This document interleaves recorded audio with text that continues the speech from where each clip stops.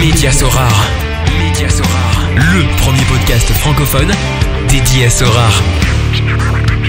Salut, c'est Mehdi, Magic Mehdi sur Sorare. Je vous souhaite la bienvenue dans cette toute nouvelle édition du podcast Média Sorare. Merci encore pour votre fidélité, les nombreux messages d'encouragement et n'hésitez pas à faire connaître ce podcast autour de vous, ça nous aide grandement. Pour cette nouvelle émission, on va aborder l'univers Sorare avec un nouvel invité qui viendra nous partager son parcours, ses passions, il nous racontera ses temps forts et moins forts.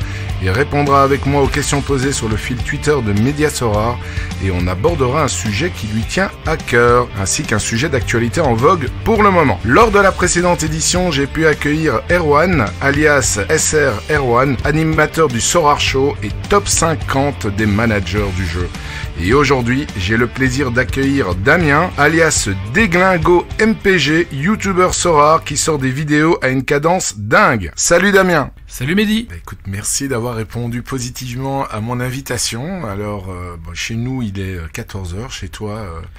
explique-moi où tu habites. Ouais, merci déjà pour l'invitation, ça fait super plaisir, franchement.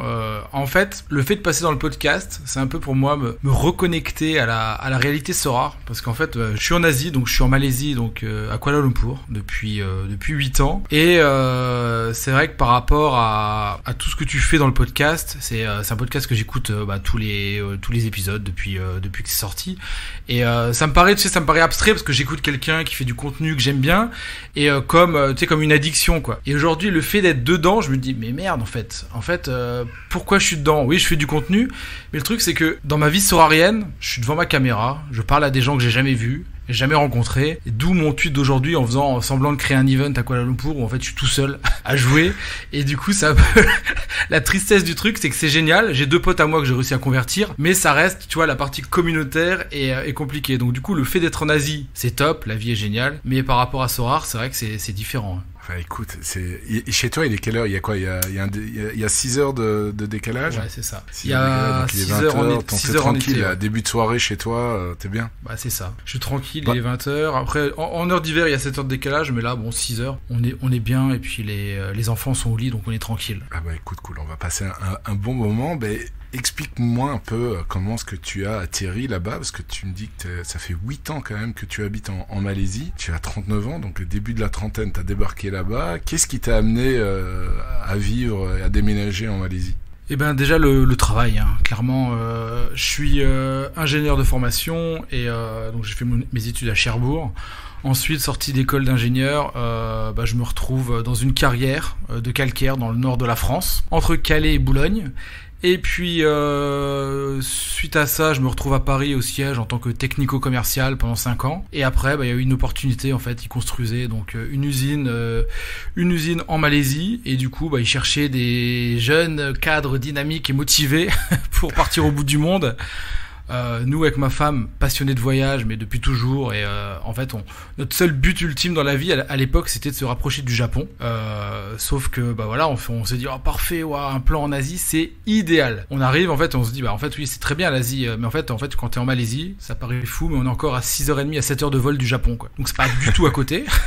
Et on s'est dit c'est pas grave, on a gratté quelques heures de vol parce qu'il faut savoir qu'à l'époque on allait au Japon tous les ans en fait. On a fait notre voyage de noces en 2009 au Japon et on est tombé complètement amoureux du pays, complètement amoureux. Ma femme parle japonais, suite à ça elle a appris énormément et puis voilà. Et donc l'opportunité en 2014 de partir en Malaisie et de découvrir l'Asie, une autre culture, ça a fait en fait je suis rentré le soir, elle m'a dit ok on fait les valises, on y va, et du coup j'ai postulé en interne et j'ai eu le poste très rapidement, donc voilà. Et puis aujourd'hui donc en Asie je suis responsable commercial sur la partie sidérurgique en fait, donc je vends du calcaire, des cailloux pour les aciéries dans toute l'Asie. Donc je me baladais on va dire avant Covid en Inde, au Japon, en Corée, à Taïwan, au Vietnam. Donc c'était top, vraiment une vie hyper active, pleine de voyages, pleine de cultures, plein de gens différents, et ça c'était top. Et je dis c'était avant parce que le Covid est venu mettre la pagaille. Ouais, ça revient petit à petit à la normale. Ouais. Et pourquoi le Japon?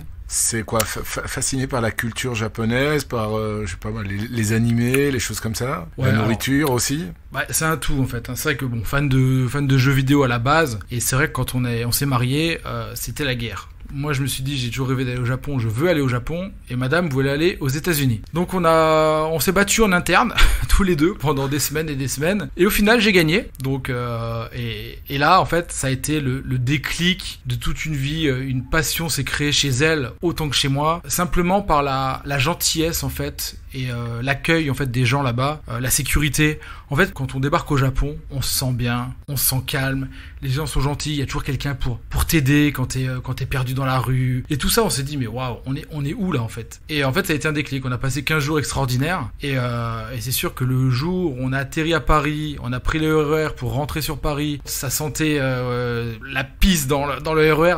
On s'est dit, mais qu'est-ce que c'est? Et en fait, on s'est dit, là, c'est plus possible. On peut pas se permettre de pas découvrir d'autres pays comme le Japon. Et en fait, finalement, c'est le Japon. On a visité plein de pays et c'est vraiment le Japon qui est resté en number one. Et puis du coup, suite à ça, elle s'est mise à apprendre le japonais. Et puis, c'est ce que j'allais dire. T'as gagné, mais finalement, c'est elle qui a été motivée à apprendre la langue, quoi. C'est exactement ça. C'est elle qui s'est motivée dans la langue. Elle a créé ses addictions. Elle avait ses petites stars, les petits chanteurs japonais pour Minette. Là, elle était fin amoureuse. Si elle m'entend le podcast, elle va me tuer. Et à l'époque, l'anecdote, c'est qu'elle me disait, ah, mais tu sais, si un jour on a des enfants, je suis pas sûr que j'arriverai à me décrocher du Japon parce que je suis trop à fond dedans. Je fais, ouais, t'inquiète pas, tu feras comme tout le monde. Donc, papa, alors, combien d'enfants tu as et quel âge? 2 enfants, donc Timéo qui va avoir 6 ans et Tilia qui va avoir 2 ans. Donc ils sont tous les deux nés en Malaisie. Donc ça faisait partie de notre choix de vie. On s'est toujours dit qu'on n'aurait pas d'enfants à Paris, en France. C'était impossible de concevoir des enfants, j'avais envie de dire, dans un monde pareil, où vraiment, pour moi, c'était une sorte d'anarchie, c'était l'insécurité ou autre. Et donc du coup, le fait de partir en Malaisie, on s'est dit, on va se laisser 2 ans pour voir comment est le pays, si c'est bien, les hôpitaux sont bien. Et là, on arrive à Kuala Lumpur, dans une ville très développée pour l'Asie du Sud-Est, et idéal à vivre, avec franchement, on pas se plaindre. Enfin, les gens qui nous suivent sur les réseaux, sur Instagram ou autre, ils savent très bien, il fait 35 degrés toute l'année, il y a qu'une seule saison, c'est chaud et chaud, et voilà quoi. Donc ça c'est plutôt génial, et du coup voilà, on a une famille de 4 et ça fait maintenant depuis 2014 qu'on est ici. Et donc avant de partir là-bas, t'étais à Paris, quoi. Et t'es d'origine de quelle région en France? De Lorraine, ouais. De Lorraine, juste à côté de Metz. Ouais. Pas loin de la Belgique alors. Oh, pas loin. Très connecté ma vie a toujours été très connectée avec la Belgique parce que je l'ai pas dit, mais ma société c'est une boîte belge, donc ça s'appelle Loast et non pas Loist. D'accord. Et je pense que tu connais le groupe ou la société, non? De nom. En fait, c'est la 10e fortune de Belgique. En fait, c'est une boîte familiale qui a investi depuis 125 ans dans les carrières de calcaire. Donc, il y a pas mal de carrières en Belgique et en France. Et voilà, quoi. Donc, c'est un groupe familial, c'est très bien. Et ça se passe très bien pour moi. Ça fait 15 ans que je suis dans la société. Donc, c'est mon premier job après la sortie d'école. Et puis voilà, la carrière avance tranquillement. Donc, c'est pas... Et donc, la société, son siège se trouve où en France? En Belgique. On est à Limlet, au château de Limlet. Ouais, okay. Je sais pas si tu vois. Donc, je vois très très bien Limlet. Ouais. À côté c'est pas super loin de chez moi, c'est près de Wavre, c'est pas loin. Ouais, c'est ça, ouais, c'est juste à côté de Wavre, voilà, donc on est là. Et donc quand tu vas là-bas, tu prends, je présume que tu vas de temps en temps là-bas, non? Ouais, alors là je suis obligé de mettre ma cravate, je sors le costume, la cravate, les chaussures, je tire les pompes et il faut y aller parce que c'est très, on va dire prout-prout, hein. En fait, on peut pas rentrer au siège sans cravate. Il y a même une corbeille avec des cravates à l'entrée pour être sûr. Ah ouais, ça et ils t'ont déjà vu sur ta chaîne YouTube avec ta casquette en arrière ou... Là, c'est chute. Chut. Tous ceux qui écoutent le podcast, c'est chut. Personne n'en parle. Ça reste entre nous et je sais pas combien de personnes qui t'écoutent, mais ouais, non, c'est vrai que pas grand monde, un peu plus d'un millier à chaque épisode. Ouais. C'est ce que je me demandais à chaque fois. Je me demandais un peu la portée du podcast. Ouais, c'est top, ouais. C'est top. Et du coup, ça, c'était la partie, on va dire, Sorare, streaming, gaming. Ça, c'est récent, ça fait que 2 ans. Mais avant ça, en fait, on avait finalement, passionné de voyage. On a créé une chaîne YouTube voyage, en fait. Donc quand le petit est né, il y a 6 ans, en fait, on s'était dit, en fait, c'est bien d'aller en Asie, et le problème, c'est que les grands-parents ne verront pas grandir les enfants. Et j'ai dit à ma femme, elle m'a dit, tu sais quoi? Vas-y, on va faire un truc, on va mettre les vidéos sur YouTube, comme ça les grands-parents ils pourront regarder quand ils veulent, tranquillement, et ça évitera de leur envoyer par WhatsApp tous les 4 matins 3 vidéos. Et du coup on a commencé comme ça en fait, on a commencé à mettre des vidéos sur YouTube il y a 6 ans, et le format c'était donc l'Asie en famille, donc voilà, l'Asie en famille. Génial. Et le nom en fait de l'époque c'est la Déglingo Team, enfin, c'est toujours le même nom, mais voilà, c'est Déglingo c'est un nom qui me suit en fait, et Team, le nom de mon fils c'est Timéo, donc Team et comme une équipe quoi. Donc voilà, donc on a commencé à créer ça ça il y a 6 années en arrière. Et puis bon, après de fil en aiguille, voyage au Japon, voyage en Corée, des vlogs un peu partout. Et puis la chaîne a commencé à monter tranquillement et doucement. Puis on s'est fait une petite communauté sur le voyage avec des gens plutôt fans de la Malaisie. Et puis voilà, donc on est arrivé à ce niveau-là. Et puis en fait, ce qui s'est passé, c'est qu'il y a 3 ans en arrière, beaucoup d'interactions avec les gens que ce soit sur Instagram, sur YouTube pour la Malaisie. Et du coup, ma femme a créé sa société de voyage et organise des voyages sur mesure en Malaisie, quoi. Du coup,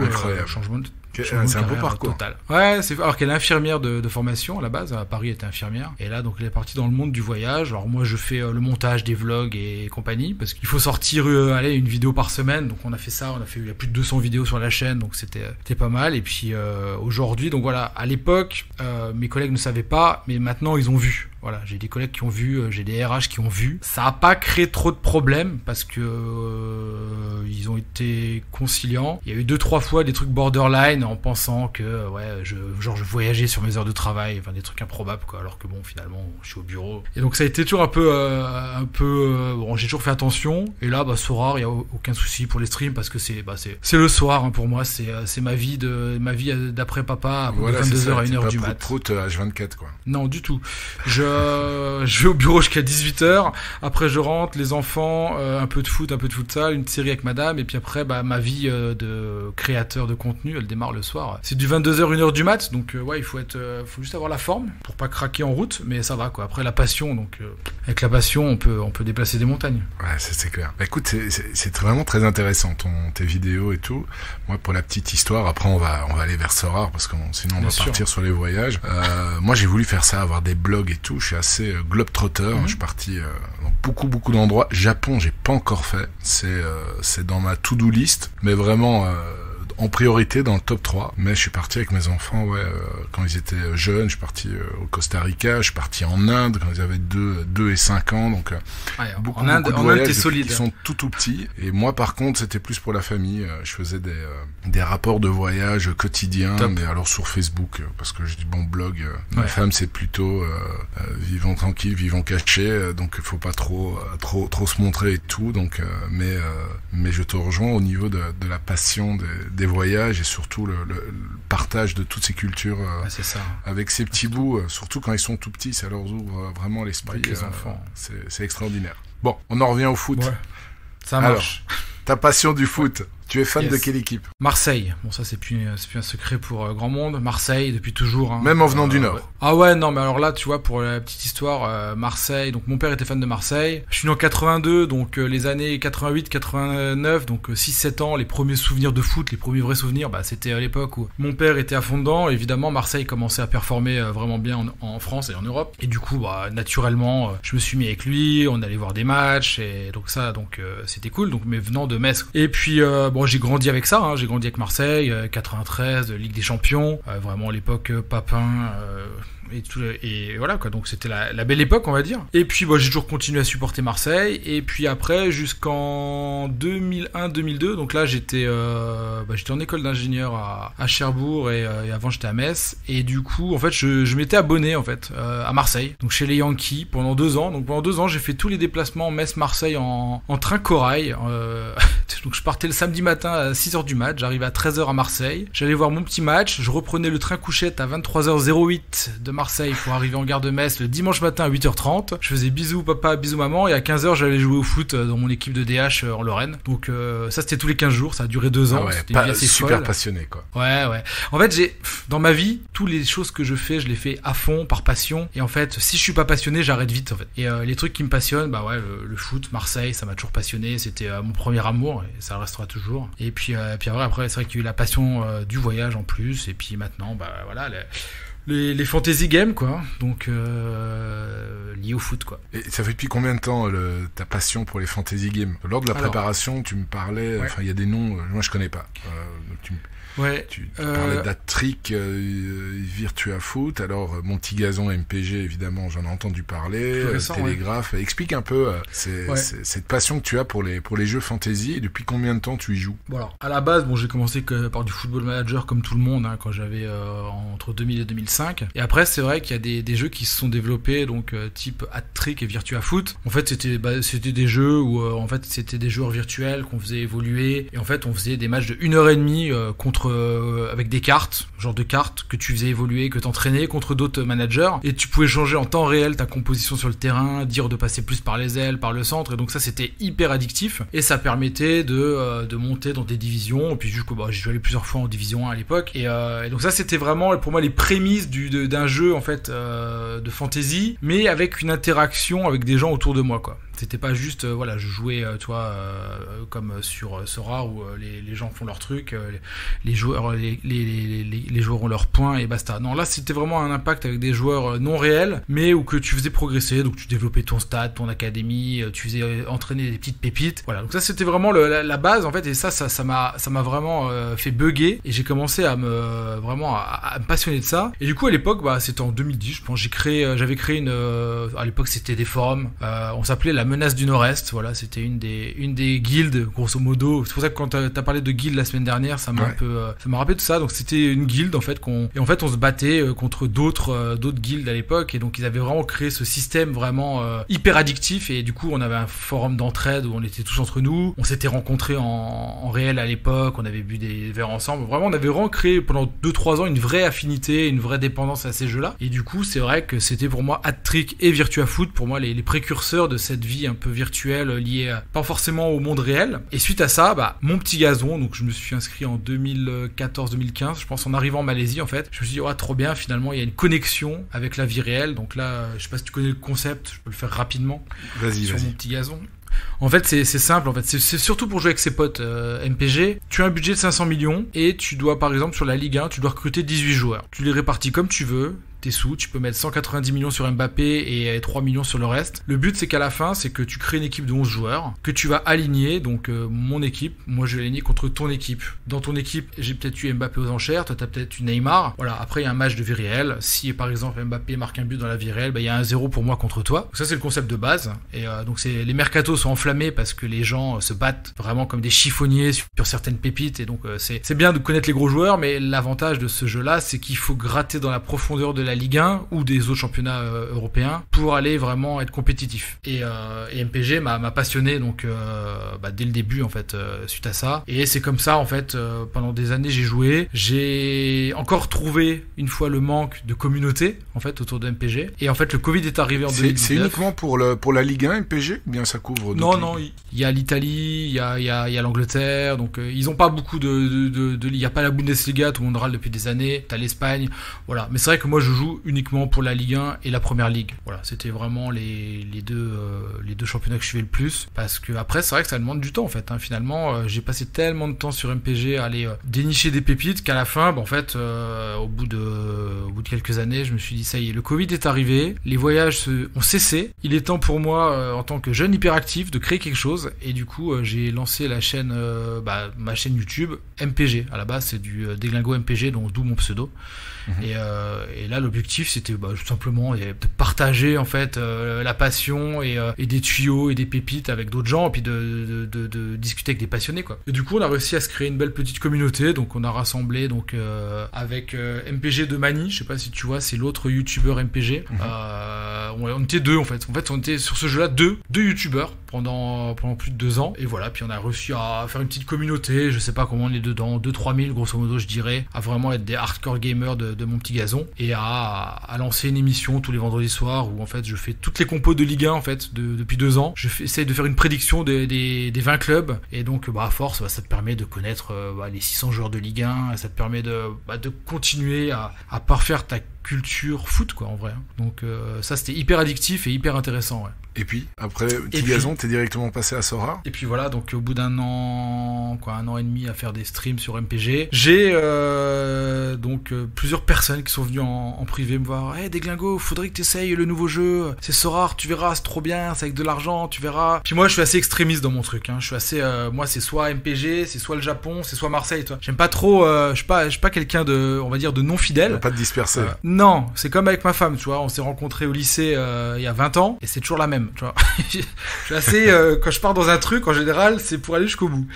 Et là, une petite brune aux yeux bleus qui débarque, c'est rare, dur à contenir, vraiment avec une addiction toute nouvelle, vraiment une drogue, j'ai envie de dire. Ouais, ils vont râler, hein, mais une drogue encore plus forte que MPG parce que tellement novateur et tellement pour moi futuriste dans son approche, en se disant, je me suis dit, en voyant Sorare, je dis ça y est, j'ai vu le futur. Et évidemment, donc j'ai commencé à me lancer sur Sorare, et là, en quelques semaines, j'étais complètement addict. Je disais à mes potes ici en Malaisie, je dis, les gars, je suis en train de recruter des petits joueurs japonais. Il dit, mais qu'est-ce que tu racontes? Et il dit ça, il est parti dans un nouveau délire. Et ça, c'était pas possible avec mon petit gazon. Non, du tout.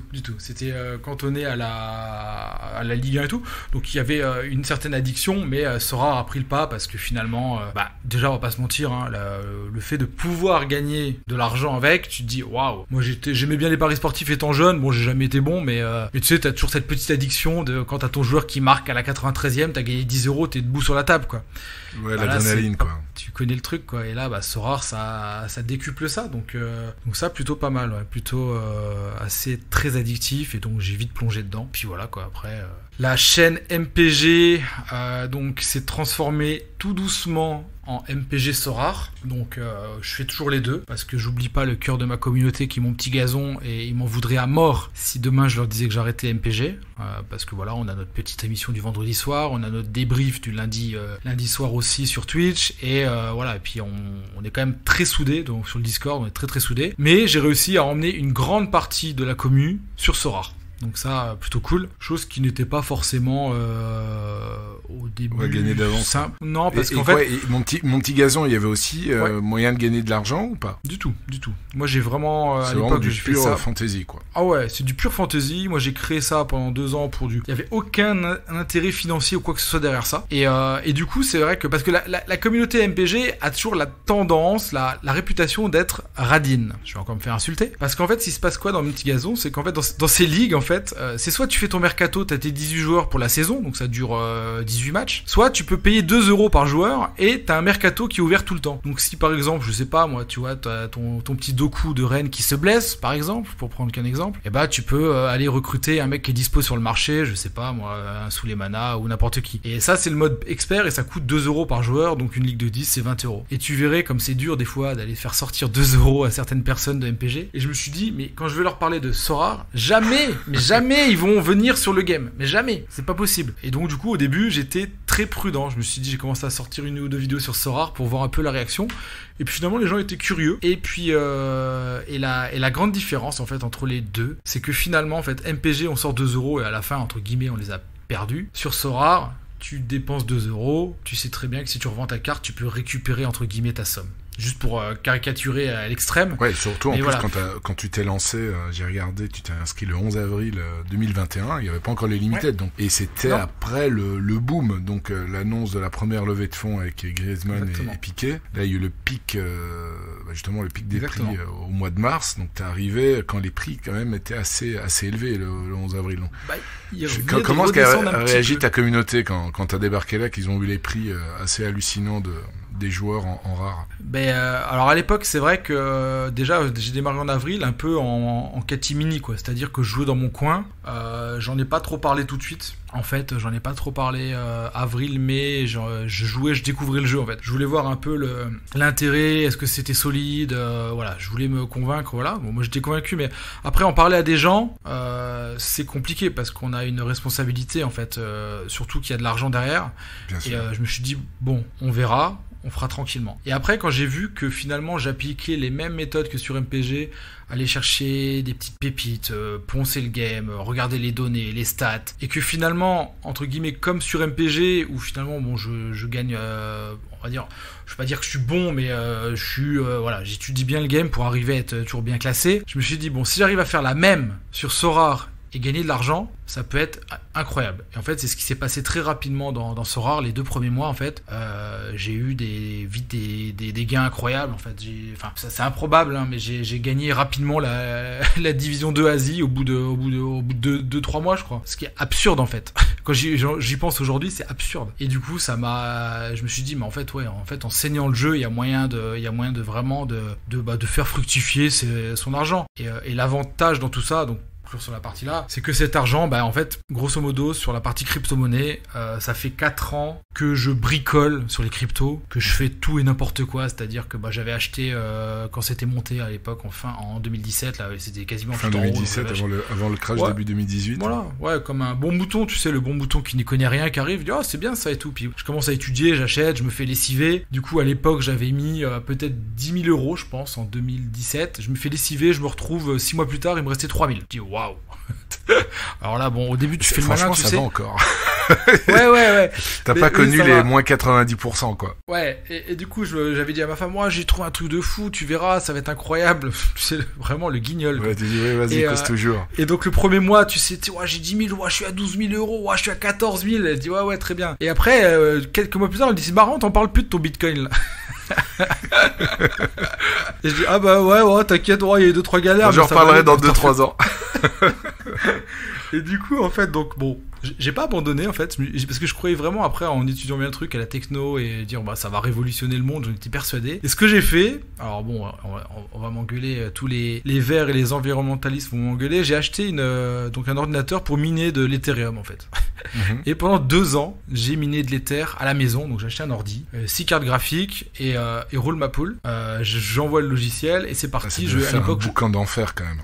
Je minais, alors écoute le truc, je minais 0,5 Ethereum par mois, 0,4 si ça se passait moins bien, que la difficulté est compliquée.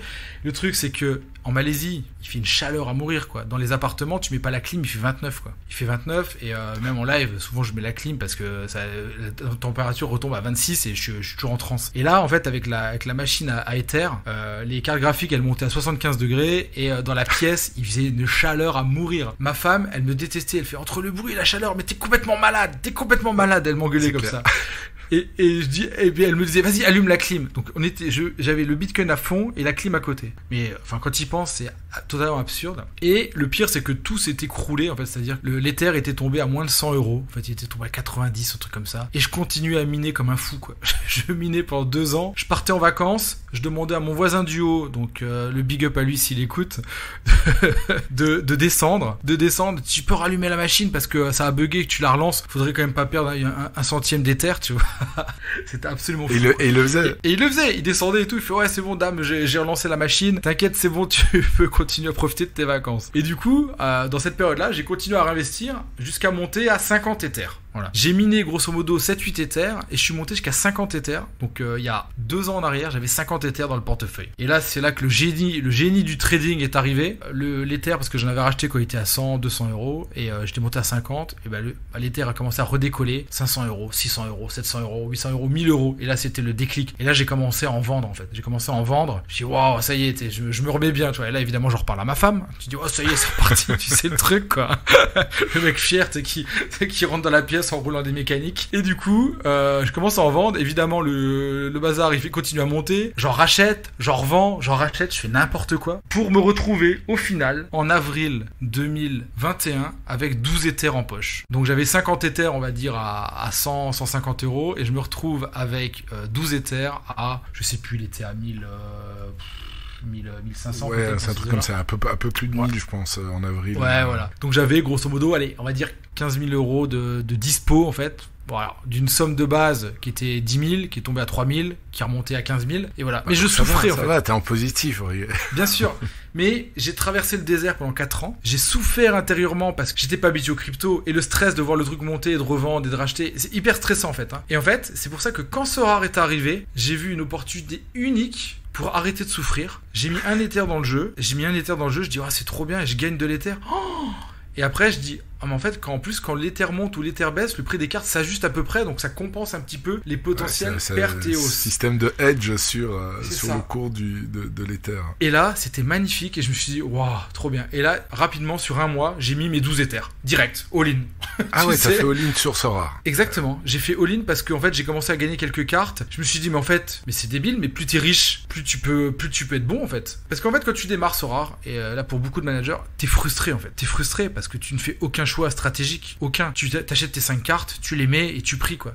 Et moi, venant du monde du fantasy, j'avais envie de faire des choix, de pouvoir jouer le calendrier, de pouvoir jouer la difficulté. Et ça n'existait pas au début. Et donc je me suis dit, tiens, très bien, parfait, je vais mettre mes 12 éthers et let's go à fond sur l'Asie. Et voilà, c'est comme ça que ça a démarré. Ça m'a permis, moi, de me rassurer, d'arrêter de stresser au quotidien, de plus regarder mes valeurs de portefeuille et autres. Et j'ai trouvé vraiment un refuge à travers Sorare grâce à ces 12 éthers qui, entre guillemets, dormaient mal et moi avec. Donc voilà, tu sais tout. Et donc, et autant tu regardais, donc d'après ce que tu me dis, ton portefeuille crypto quand tu étais investi en crypto, autant là tu regardes pas constamment la valeur de ta galerie. Plus du tout. Je suis tellement convaincu par le projet.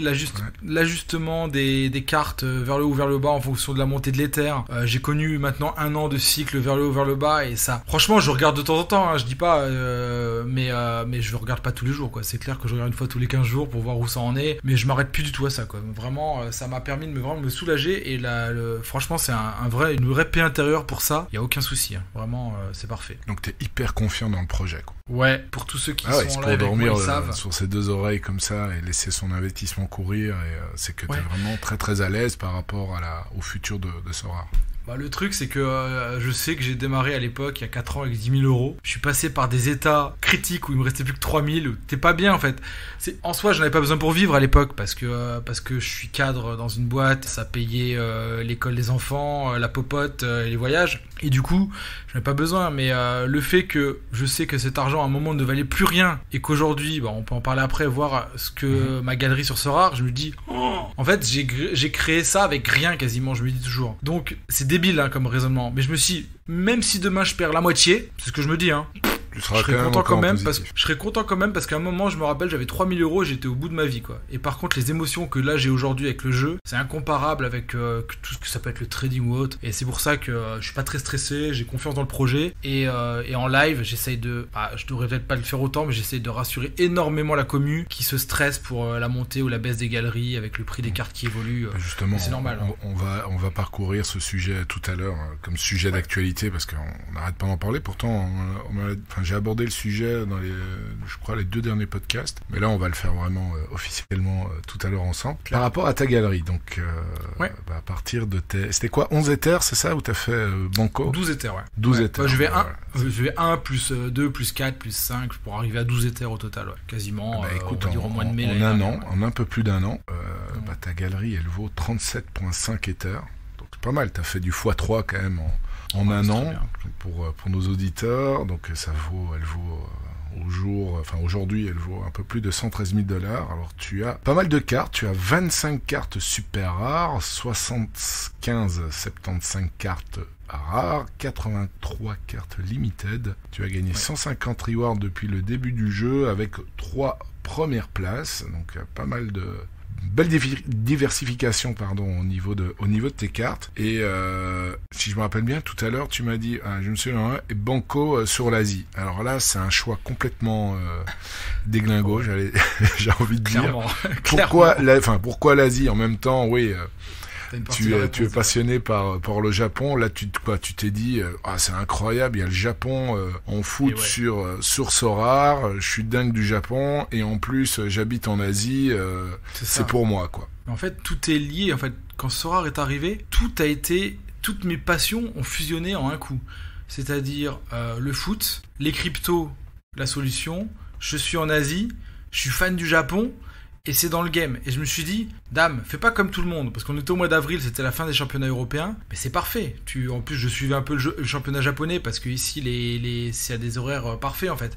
Ici, les matchs sont idéaux. Donc, c'était les seuls matchs que je pouvais voir vraiment de temps en temps. Alors, je dis pas qu'avant Sorare, je regardais le foot japonais tous les jours. Ça, c'est archi faux. Je regardais des matchs, mais vraiment de temps en temps. Et là, en fait, ça m'a permis c'est parfait. Je vais pouvoir on va dire, donner encore une autre facette de ma fascination pour le Japon à travers le foot. Et là, je me suis dit, c'est parfait. En plus, si j'ai besoin d'aide, madame parle japonais, donc ça me permet de poncer les forums et les Google, les Yahoo Actu et compagnie. Bon, maintenant, il y a Google Translate qui marche très bien, mais voilà, ça a été le point de fusion de tout, et c'est pour ça que je me suis dit, c'est parfait. Ne fais pas comme tout le monde, ne va pas en Europe, t'es en Asie, reste en Asie, spécialise-toi en Asie. Et dès le début, j'ai acheté, je pense qu'une des toutes premières cartes que j'ai achetées en arrivant dans le game, c'est Damiao, donc l'attaquant de Kawasaki, parce que il marquait, je regardais les matchs, match et voilà quoi. Et du coup, à l'époque, j'avais aucune idée du DNP Land que ça peut être l'Asie. Et alors c'est sûr, j'ai fait beaucoup de vidéos sur l'Asie et tout. Il y en a plein qui sont rentrés en Asie, mais il faut être prêt mentalement quoi. Il faut être prêt. On va y venir tout à l'heure. Et donc, t'attaques directement rare, super rare pour la D2. Ta stratégie, comment est-ce qu'elle a évolué depuis tes débuts en un an? Alors, donc je démarre, il n'y a pas de limited à l'époque, donc je démarre en rare. J'achète quelques cartes rares pour démarrer mes équipes asiatiques. Très rapidement, pas avec des fonds de fou, très rapidement, je vois qu'en Asie, en Asie, on a en Asie D2, pardon, donc en super rare. Je me dis, mais en fait, il n'y a pas grand monde qui joue là-bas. Tu sais, vraiment bêtement, hein. Je dis, ouais, en fait, en D4, tu as un peu de monde. En D3, tu en as un peu moins. Et en D2, bah, t'avais des Game Week, t'avais 70, 80 managers, voire moins des fois. Et je me suis dit, oh, mais franchement, il y a des coups à faire, quoi, c'est sûr. C'est pas la peine d'aller acheter des superstars et tout. Il y a vraiment des coups à faire. Et là, j'ai commencé vraiment à essayer d'acheter des cartes super rares, pas chères du tout, mais vraiment pas chères. Hein. Je suis rentré dans le game en super rare avec des petites cartes, quoi. Toi, genre un Gotoku Sakai, qui est l'arrière droit de Kobe. Je me rappelle, j'ai acheté 0.3 à l'époque. Et c'était au mois de mai-juin l'année dernière. Donc, il me dit, mais il marchait bien, il faisait du bon A. Je dis, mais c'est parfait ça. 0.3, j'avais pareil, le petit Kenny Wao, il était promu avec Vortis. Alors, je l'avais acheté 0.150 ou 0.200. Donc je me suis fait une toute petite équipe comme ça. Vraiment une équipe à un Ether, quoi. Un Ether 0.2. En se disant, bah let's go, tente ta chance toutes les semaines, et puis si ça passe, c'est bien. Après, j'ai découvert qu'une tier 3 super rare, c'était une catastrophe. Ça, je l'ai découvert au fur et à mesure, quoi. Sauf que très rapidement, ça c'est un peu le drame, quoi. Bon, je découvrais le jeu en même temps, donc c'est vrai que j'ai gagné, en fait, donc on peut la D2 à l'époque au bout de 2 mois, je pense. Au bout de 2 mois, j'ai gagné la D2, et donc du coup, ça a été un déclic. J'étais quasiment persuadé qu'avec 60 joueurs dans le jeu, il y avait moyen de faire des podiums, quoi. J'en étais convaincu. Les étoiles, c'était plus ou moins bien aligné, hein. Ça avait pas été des scores de fou, hein. J'avais fait, donc là, je l'ai sous les yeux.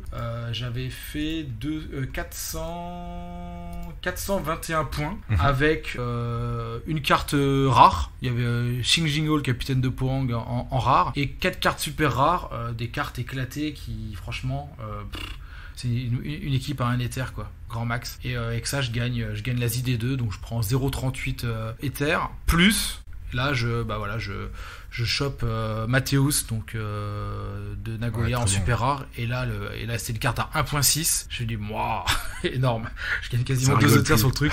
Ouais. Mais au bout de 2 mois dans le jeu, et là j'en parlais à mon pote qui habite à côté, il me dit, mais c'est fou ton truc là. Et voilà, et du coup j'ai continué comme ça, et c'est pour ça que j'ai jamais lâché l'Asie, parce que ça peut être compliqué par moment, on va en parler, mais voilà, le fait d'arriver à gagner la D2 très rapidement, c'est fou. Et 4 semaines plus tard, le truc improbable, il y avait la Ligue des Champions Asiatiques, comme en ce moment. Bingo, je regagne encore l'Asie D2. Ça faisait 3 mois que je jouais au jeu. Je dis, wow, mais c'est fou, quoi. Et là, je me disais, bah, en fait, c'est facile comme jeu. Non, mais au moins, t'as pu te dire, ma stratégie, elle est parfaite. Vraiment, là, j'ai eu raison Exactement. Et moi, quand j'ai démarré Sorare, avril, mai, juin, juillet, dans ma tête, je me dis, comme c'est facile comme jeu, je me disais ça tous les semaines, je gagnais des cartes et je me dis, mais c'est facile.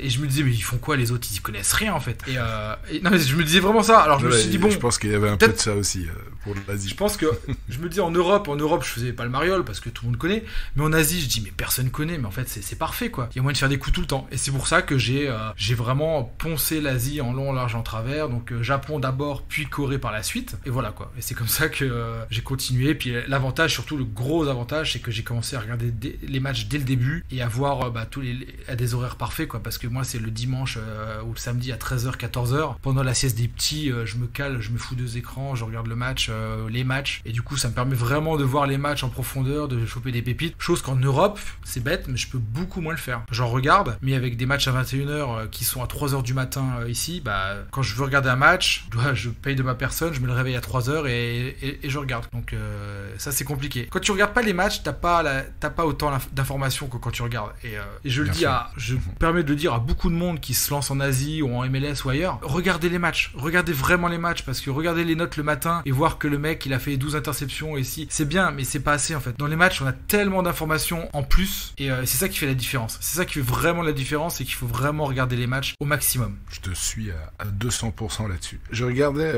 pendant que tu expliquais un peu ta galerie pour voir si tu avais quand même des joueurs européens en champion quoi. T'alignes une équipe.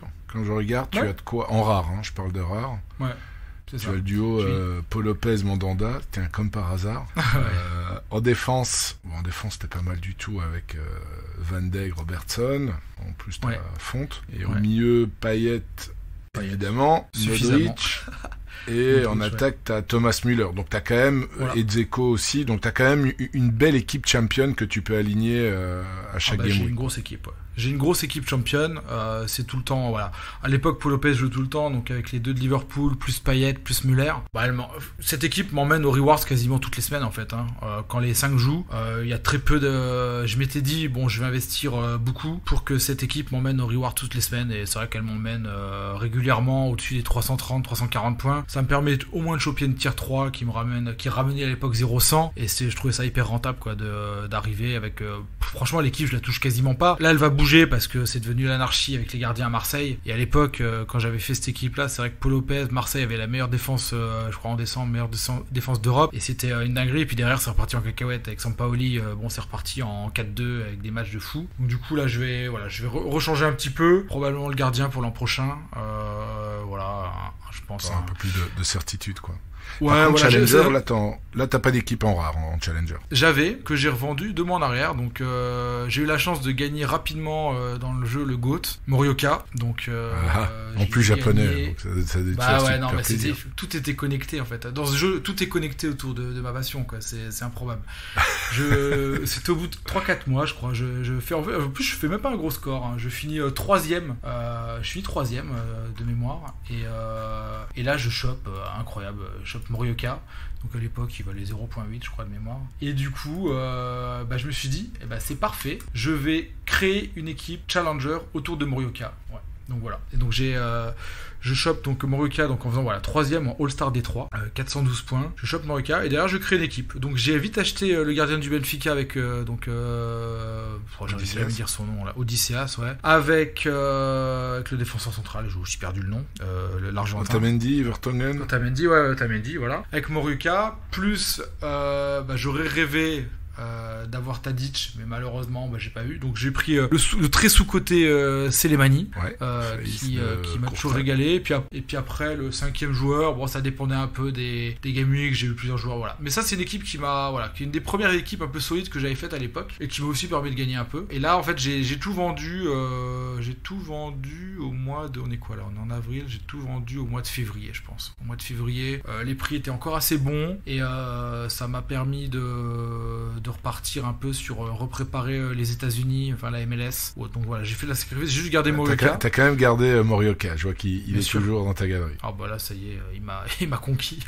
J'avoue, je le connaissais pas. En vrai, je le connaissais pas du tout. C'est comme beaucoup de monde en fait. Je pense qu'avant de jouer à Sorare, Morioka, c'est un illustre inconnu. Mais sauf en Belgique peut-être, mais je sais pas. Je sais pas si tu le connaissais avant Sorare. Je t'avoue, moi je le connaissais parce que je suivais un peu Anderlecht et il avait fait un gros flop Anderlecht en fait. Ah ouais. D'accord. Et voilà. Alors je sais pas si c'est de sa faute ou la faute d'Anderlecht, mais en tout cas il a pas laissé des bons souvenirs là-bas, ça c'est clair. Et donc du coup voilà, donc c'est une des premières vidéos que j'ai sorties sur ma chaîne YouTube à l'époque, c'est je gagne une carte incroyable. Et en fait c'est bien, tu vois, mais c'était presque trop tôt en fait, parce que en fait je réalisais rien du tout en vrai. C'était la Game Week 195, donc je jouais depuis 33 Game Week, donc c'est pas beaucoup hein. Ça faisait 16 semaines et je gagne Morioka et du coup je réalise à peine en fait, à quel point c'est incroyable, comme quand je gagne Matthäus Super Rare en Game Week 185, donc exactement 23 Game Week après mon premier Rewards. c'est rien en fait. C'est rien, c'est 10 semaines quoi. Et du coup, en fait, je suis super content, mais je réalise pas à quel point c'est pas évident, quoi. C'était pas évident. Et aujourd'hui, j'apprécie d'autant plus de gagner des gros rewards aujourd'hui parce que, en fait, ça me fait vraiment. Il y a plus de compétition, il y a plus de monde, et le fait de gagner un gros reward, ça te met vraiment en transe, quoi. Et moi, quand je suis en live, je suis en transe, quoi. Clairement, j'ouvre toujours les cartes avec la commu et ça me rend fou, quoi. Et pour terminer, tes objectifs, donc objectifs actuels et futurs sur Sorare. C'est quoi? T'as une stratégie bien précise par rapport à ce jeu ou pas? Vu ta passion. Objectif numéro 1, retourner rapidement au palier des 50 Ethers, ces fameux 50 Ethers que j'ai eu un jour sur mon portefeuille. Et c'est purement un défi avec moi-même en fait. Je pourrais dire un chiffre absurde. Non, je veux retrouver mes 50 Ethers de galerie. C'est ultra psychologique parce que je les avais, j'ai fait n'importe quoi. Et là, je veux dire, ça y est, j'ai réussi à le refaire. Même si en plus, entre temps, la valeur. Donc t'arrives à 50 Ethers et tu vends tout alors maintenant? Non, t'es fou. Mais après tu pourrais les reperdre.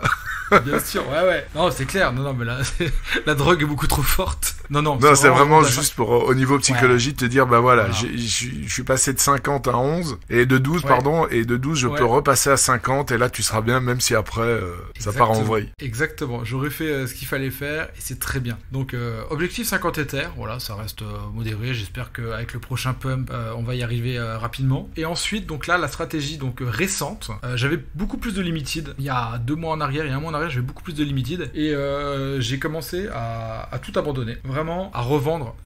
J'ai revendu Mbappé, j'ai revendu Kokshu, j'ai revendu Lisandro Martinez, Timber, j'ai revendu tous les U23, tous les limited pour me dégager environ 7 à 8 Ethers de cash pour arrêter de vouloir aligner un maximum d'équipes parce que j'avais 14 équipes à un moment, donc quasiment 6 en limited et 8 en rare. C'était bien. Je dis oui, mais toutes mes équipes rares et rares pro, donc D3, D4, elles étaient plus ou moins bien, elles étaient bonnes, mais pas ouf, quoi. Voilà, c'est ce que je me disais. Et en fait, t'es bien dame, mais des fois tu finis finalement en All-Star D4 avec des équipes moyennas, avec des mecs qui traînent. Alors à chaque coup, je les fais bondir en live en disant ouais, j'ai mis les résidus. Toi, un Fonté pour moi c'est un résidu, alors qu'il fait toujours 62 notes et c'est très bien. Mais et à la fin, je dis non, je peux pas me permettre d'aligner des équipes parce que les mecs traînent dans ma galerie et c'est comme ça. Je fais non, chaque équipe que je vais aligner, donc je préfère avoir 8 ou 9 rares pro et super rares et plus de limited, mais que les 8 ou 9 elles soient max et les renforcer au maximum. Voilà. Et d'où mon arrêt récent des limited, plus le fait que en ayant fait récemment 444 points en limited en E23, j'ai fini 40e et j'ai pris une carte à 0,050, ça m'a saoulé en vrai, ça m'a vraiment saoulé. Je me suis dit ouais, mais dans 6 mois, donc là on aura peut-être, aujourd'hui on est 110 000, dans 6 mois on sera peut-être 200 000, je sais pas, les limited quoi, ça il va falloir faire 480 points pour arriver à... Et du coup je dis arrête ça. Je sais qu'il y a beaucoup de monde dans la commu qui est pas forcément d'accord avec ça, parce que je sais que The Noob il a fait récemment le choix des limited et autres, mais pour des raisons différentes, pour des raisons de rentabilité et autres. Et moi je me dis non, j'ai pas envie, c'est déjà la jungle en limited, il y aura de plus en plus de monde parce qu'aujourd'hui je pense que sur 10 000 joueurs qui arrivent par mois, il y en a au moins 90% qui rentrent en limited. Donc je vois dans un an, je préfère être dans un an me dire ouais, j'ai renforcé comme un petit cochon les rares et les super rares et ça me permet d'avoir un coup d'avance sur le reste de la meute. Et c'est toujours ce que je me suis dit sur Sorare depuis le premier jour où je me suis inscrit. C'est comment garder un coup d'avance quoi. Essaye d'avoir un coup d'avance sur la masse. Et c'est pour ça que très rapidement j'ai acheté des super rares. Achète des super rares. Et je pense que t'en parlais dans ton podcast avec Jobs ZNT, lui très rapidement aussi il est monté sur des super rares dès le début pour essayer de... Et c'est ce que je me suis dit. Je me suis dit essaye d'avoir un coup d'avance sur tout le monde et de pas rester dans la masse. Pour ça que je suis parti et sur l'Asie et sur des super rares et des rares quoi. Donc voilà. Donc je dis pas que je reviendrai pas un jour en limited. Tu penses pas que je crois que c'était Maxime AG de Sorare Beta évidemment, qui pense que dans le futur les limited seront les rares d'aujourd'hui. Bien sûr, ouais, je pense qu'il a... Mais effectivement, étant donné qu'il y a plus de cartes, donc il y a beaucoup plus de line-up aligné, c'est ça. Il faudra faire des scores vraiment énormes pour... toucher du lourd. C'est ça le truc qui me dérange. Moi, je suis vraiment là pour le jeu, quoi, pour le SO5. Vraiment pour gagner, pour être compétitif, pour essayer de choper des médailles. Voilà, j'ai gagné 150 rewards et c'est ça qui m'anime vraiment chaque semaine, c'est vraiment de gagner des rewards. Et me dire que là, oui, en limited, il y aura de plus en plus de compétition et que finalement, ça sera vraiment... À la fin, si on compte sur un alignement d'étoiles ultime pour espérer avoir un T0, ça va fatiguer. Alors oui, peut-être les valeurs des cartes vont monter, c'est même probable, hein.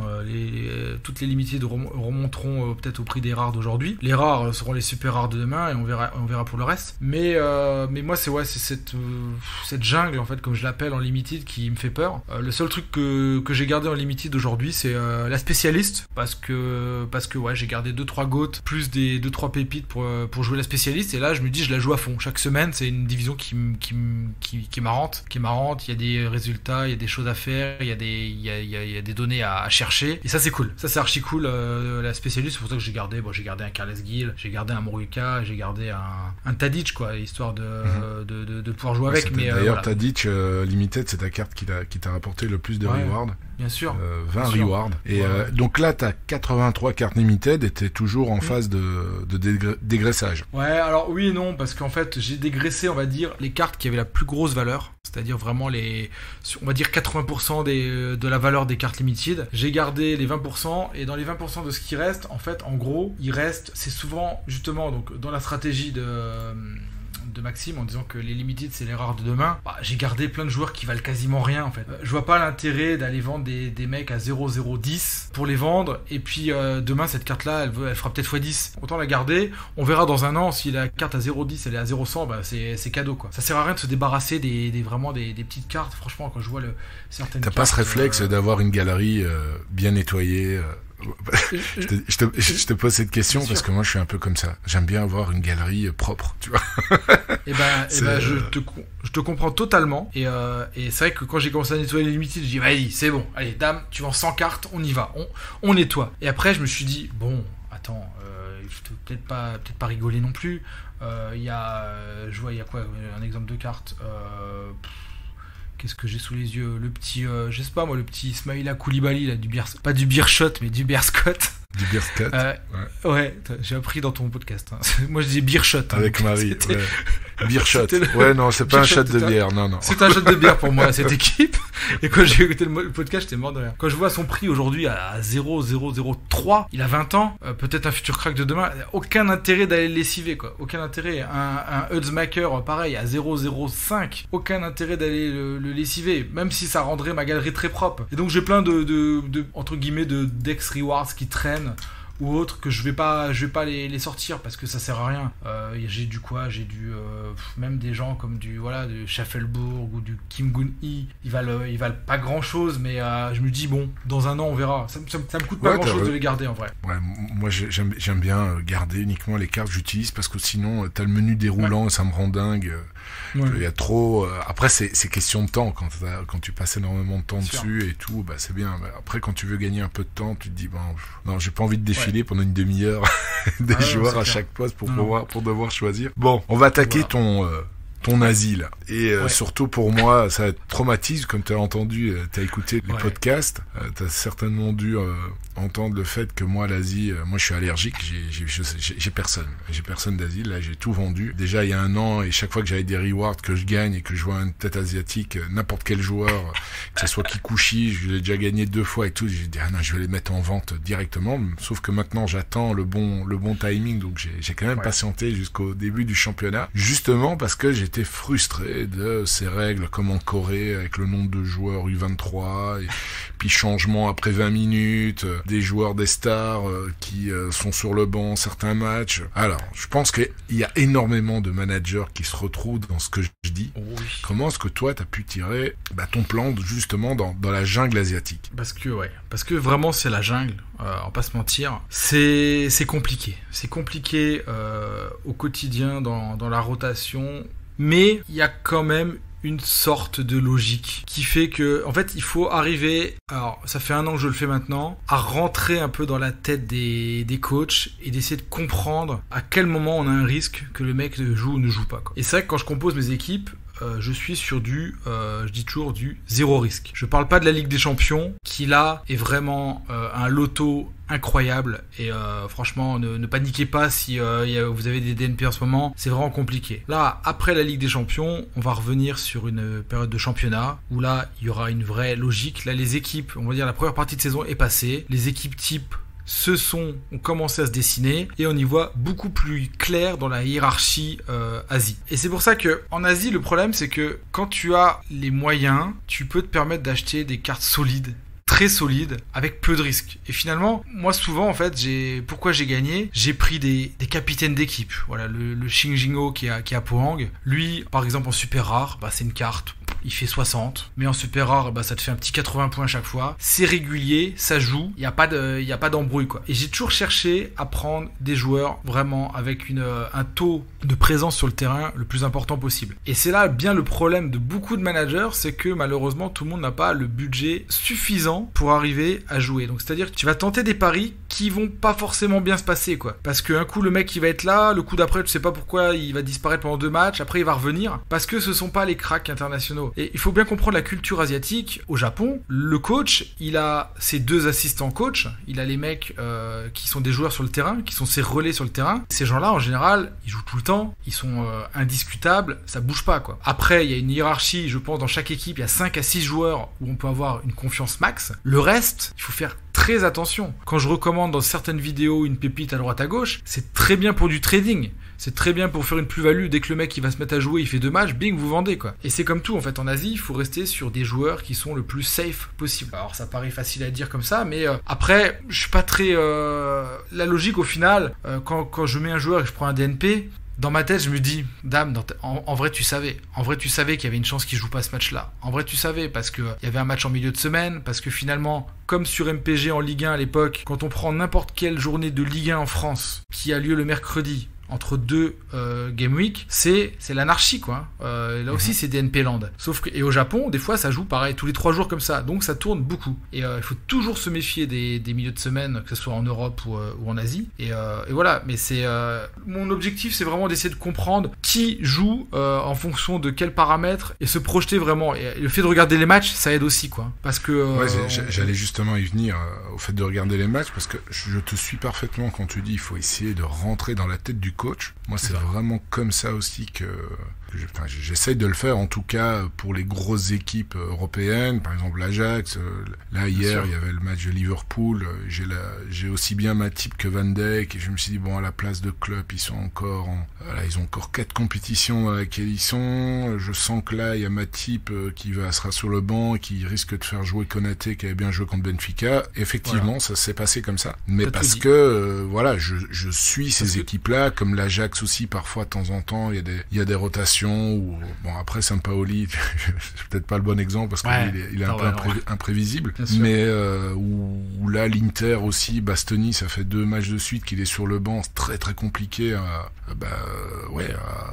entrevoir, à essayer de voir comment est-ce que le coach va composer ces équipes. Mais c'est parce que je suis ces équipes et je regarde les matchs, et surtout on a plus facilement évidemment accès aux informations, que ça soit sur des sites de fans, des choses comme ça. Même si c'est dans des langues étrangères, t'as le traducteur de Google qui fait ou d'autres traducteurs qui font quand même le job. Là pour l'Asie, pour le coup, c'est vraiment très très très compliqué quoi. Quand je regarde sur Twitter, quand je joue un peu en Asie, je suivais certains comptes, mais c'est déjà la traduction elle est pas géniale, loin de là. Et puis sur les autres sites, enfin c'est la galère quoi.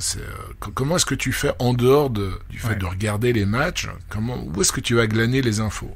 C'est ta femme qui reste à côté de toi et tu dis écoute, non, là tu dois me traduire tout ça. Ou t'as d'autres subterfuges. T'as bien répondu vraiment à la première partie, tout ce que t'as dit sur Matip, Klopp et compagnie. C'est exactement en fait ce que tu fais en Angleterre parce que t'es à l'aise, ou en Belgique ou en France. Mais aujourd'hui, combien de managers sont capables de le faire en Asie? Très peu. Et les gens qui se sont lancés en Asie, ils n'avaient certainement pas le même niveau d'implication avec l'Asie que ce qu'ils peuvent avoir avec leur club en Europe. Et ça, c'est pour moi une des premières choses. C'est soit on s'y met à fond, soit on va se faire lessiver. Et c'est ce qui qui arrive à beaucoup de managers en fait. Ils vont simplement sur Sorare-Data, ils prennent le top 20 des GOAT et roulent ma poule et puis on verra bien ce qui se passe. Ouais, et puis ils regardent ce que je fais aussi, ce que je faisais, parce qu'en Asie, encore une fois, j'y touche plus. Je regardais le pourcentage de présence au match. Donc, c'est rare d'avoir des joueurs qui ont 100% de présence. Là, maintenant, je suis sur Sorare-Data. En L15, des 100% de présence. Là, je vois Lee Young-jae qui joue en Corée. Tsunemoto, Inagaki, Koga. Mais la plupart, ils tournent aux alentours de... il y en a beaucoup quand même qui sont à 60, 70, ce qui est quand même assez peu. Ouais, non, c'est clair, c'est peu. C'est sûr qu'il y a une partie, il y aura toujours une partie de chance, on va pas se mentir. Il y aura toujours une partie où il faut que tout s'aligne bien et que ça va bien. Mais au final, alors moi déjà, je vais faire la pub pour un compte que je suis et qui m'a aidé énormément. Je suis Sorare Japan depuis le début et je suis sur son Patreon depuis le début. Donc c'est-à-dire que voilà, alors là peut-être son nombre de subscriptions va augmenter dans les 5 minutes. Il envoie un rapport détaillé tous les mardis et tous les vendredis avant la deadline où il te sort toutes les line-up possibles avec les joueurs absents, le mec qui a une gastro la veille, il te sort vraiment un nombre d'informations au centimètre carré hyper intéressant et clairement depuis un an, moi je suis abonné vraiment depuis le tout début à son Patreon, ça aide énormément déjà à filtrer les grosses boulettes. Alors souvent les informations qu'il a, on peut les trouver sur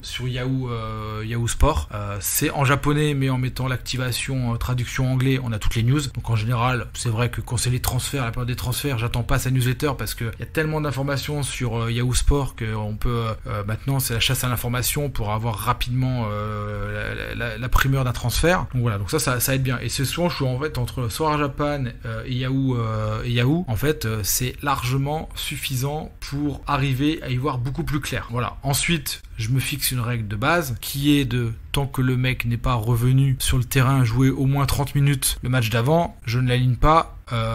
J'aligne pas sa carte. Donc je l'ai pas vu sur le terrain à 30 minutes, j'aligne pas sa carte. Ça limite. Je fais la même chose que toi. Il faut au moins qu'il ait un match dans les jambes et effectivement avoir la confirmation qu'il soit officiellement revenu, quoi. C'est ça. C'est pas la peine de prendre des risques. Alors oui, des fois, c'est vrai qu'on voit les gens qui râlent, ouais, j'ai eu un DNP, nanana, il était là. Ouais, mais parce qu'en fait, au final, ce sont beaucoup de managers qui n'ont pas la possibilité d'avoir suffisamment de cartes pour faire des choix, encore une fois. Et encore une fois, quand ils font ça, les gens subissent le jeu. Donc moi, ce que je vous conseille vraiment, c'est à la rigueur de vous faire un pool. Je dis Asie, mais ça peut être un pool MLS. Vous faites un pool Asie avec vous faites 2 équipes, quoi, D4, D3, et puis vous prenez pas 10 cartes, mais vous en prenez 15, 20, et vous essayez de vraiment jouer au jeu. Alors ça peut paraître bête parce que tu dis ouais mais il y a des cartes qui vont dormir et tout, mais pour arriver à performer il faut avoir le choix et donc Sorare Japan m'aide énormément parce que j'attends le rapport systématiquement pour éviter les potentiels DNP. Je vais évidemment sur Sorare Club voir ce qui se passe systématiquement l'heure avant la Game Week, voir s'il y a des infos qui concordent et puis après il y a mon analyse du match que j'ai vu la semaine d'avant en disant oula lui attention il commence à fatiguer, je sens bien qu'il va le reposer le match d'après, mais ça on le voit en vrai un joueur qui tire la langue et tout, en fait ça se sent quoi dans l'attitude, en regardant les matchs on peut sentir ces choses là quoi.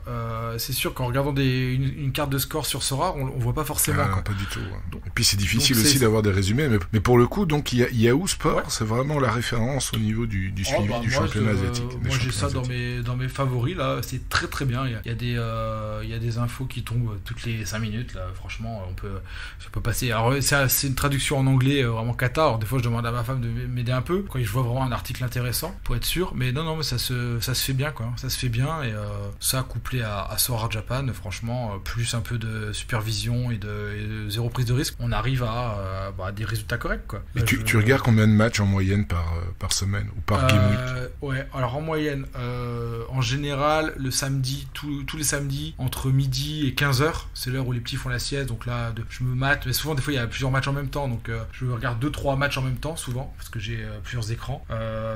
Ensuite je joue au foot, donc je regarde plus, et après je refais la même le dimanche. Le dimanche pareil, sieste des petits 13h-15h, donc j'arrive à suivre 4-5 matchs en même temps, sachant que j'aime bien regarder la Corée parce que sur le site de la K-League t'es en HD, la qualité est nickel, c'est gratuit, donc ça c'est parfait, donc j'adore regarder les matchs coréens parce que t'as vraiment une bonne qualité, donc ça c'est top. Donc je dirais en moyenne 4-5 matchs asiatiques par Game Week, et puis après le truc c'est que le soir vers 22h, donc comme Madame Oli le dimanche soir, il y a le multiplex de Ligue 1 vers donc en général 22h. Puis il y a un autre match à minuit, souvent aussi le dimanche soir. Et après, ça fait tard. Puis après, quand il y a un gros match, je mets le réveil. Et à 3h du match, je regarde Marseille, quoi. Donc bon, les week-ends sont compliqués. Ça s'enchaîne. Ouais, le problème c'est que quand je me lève le dimanche soir, donc à 3h du matin pour regarder le match, je sais que ma semaine elle est morte. Je vais arriver au boulot, je vais être démonté, quoi. C'est horrible. Mais bon, on dira rien. Ouais, c'est clair. Pour toujours par rapport à l'Asie, je trouve, arrête-moi si je me trompe, mais les GOAT, les cheat codes comme Kikuchi, même un Yaman, un Sakai, etc.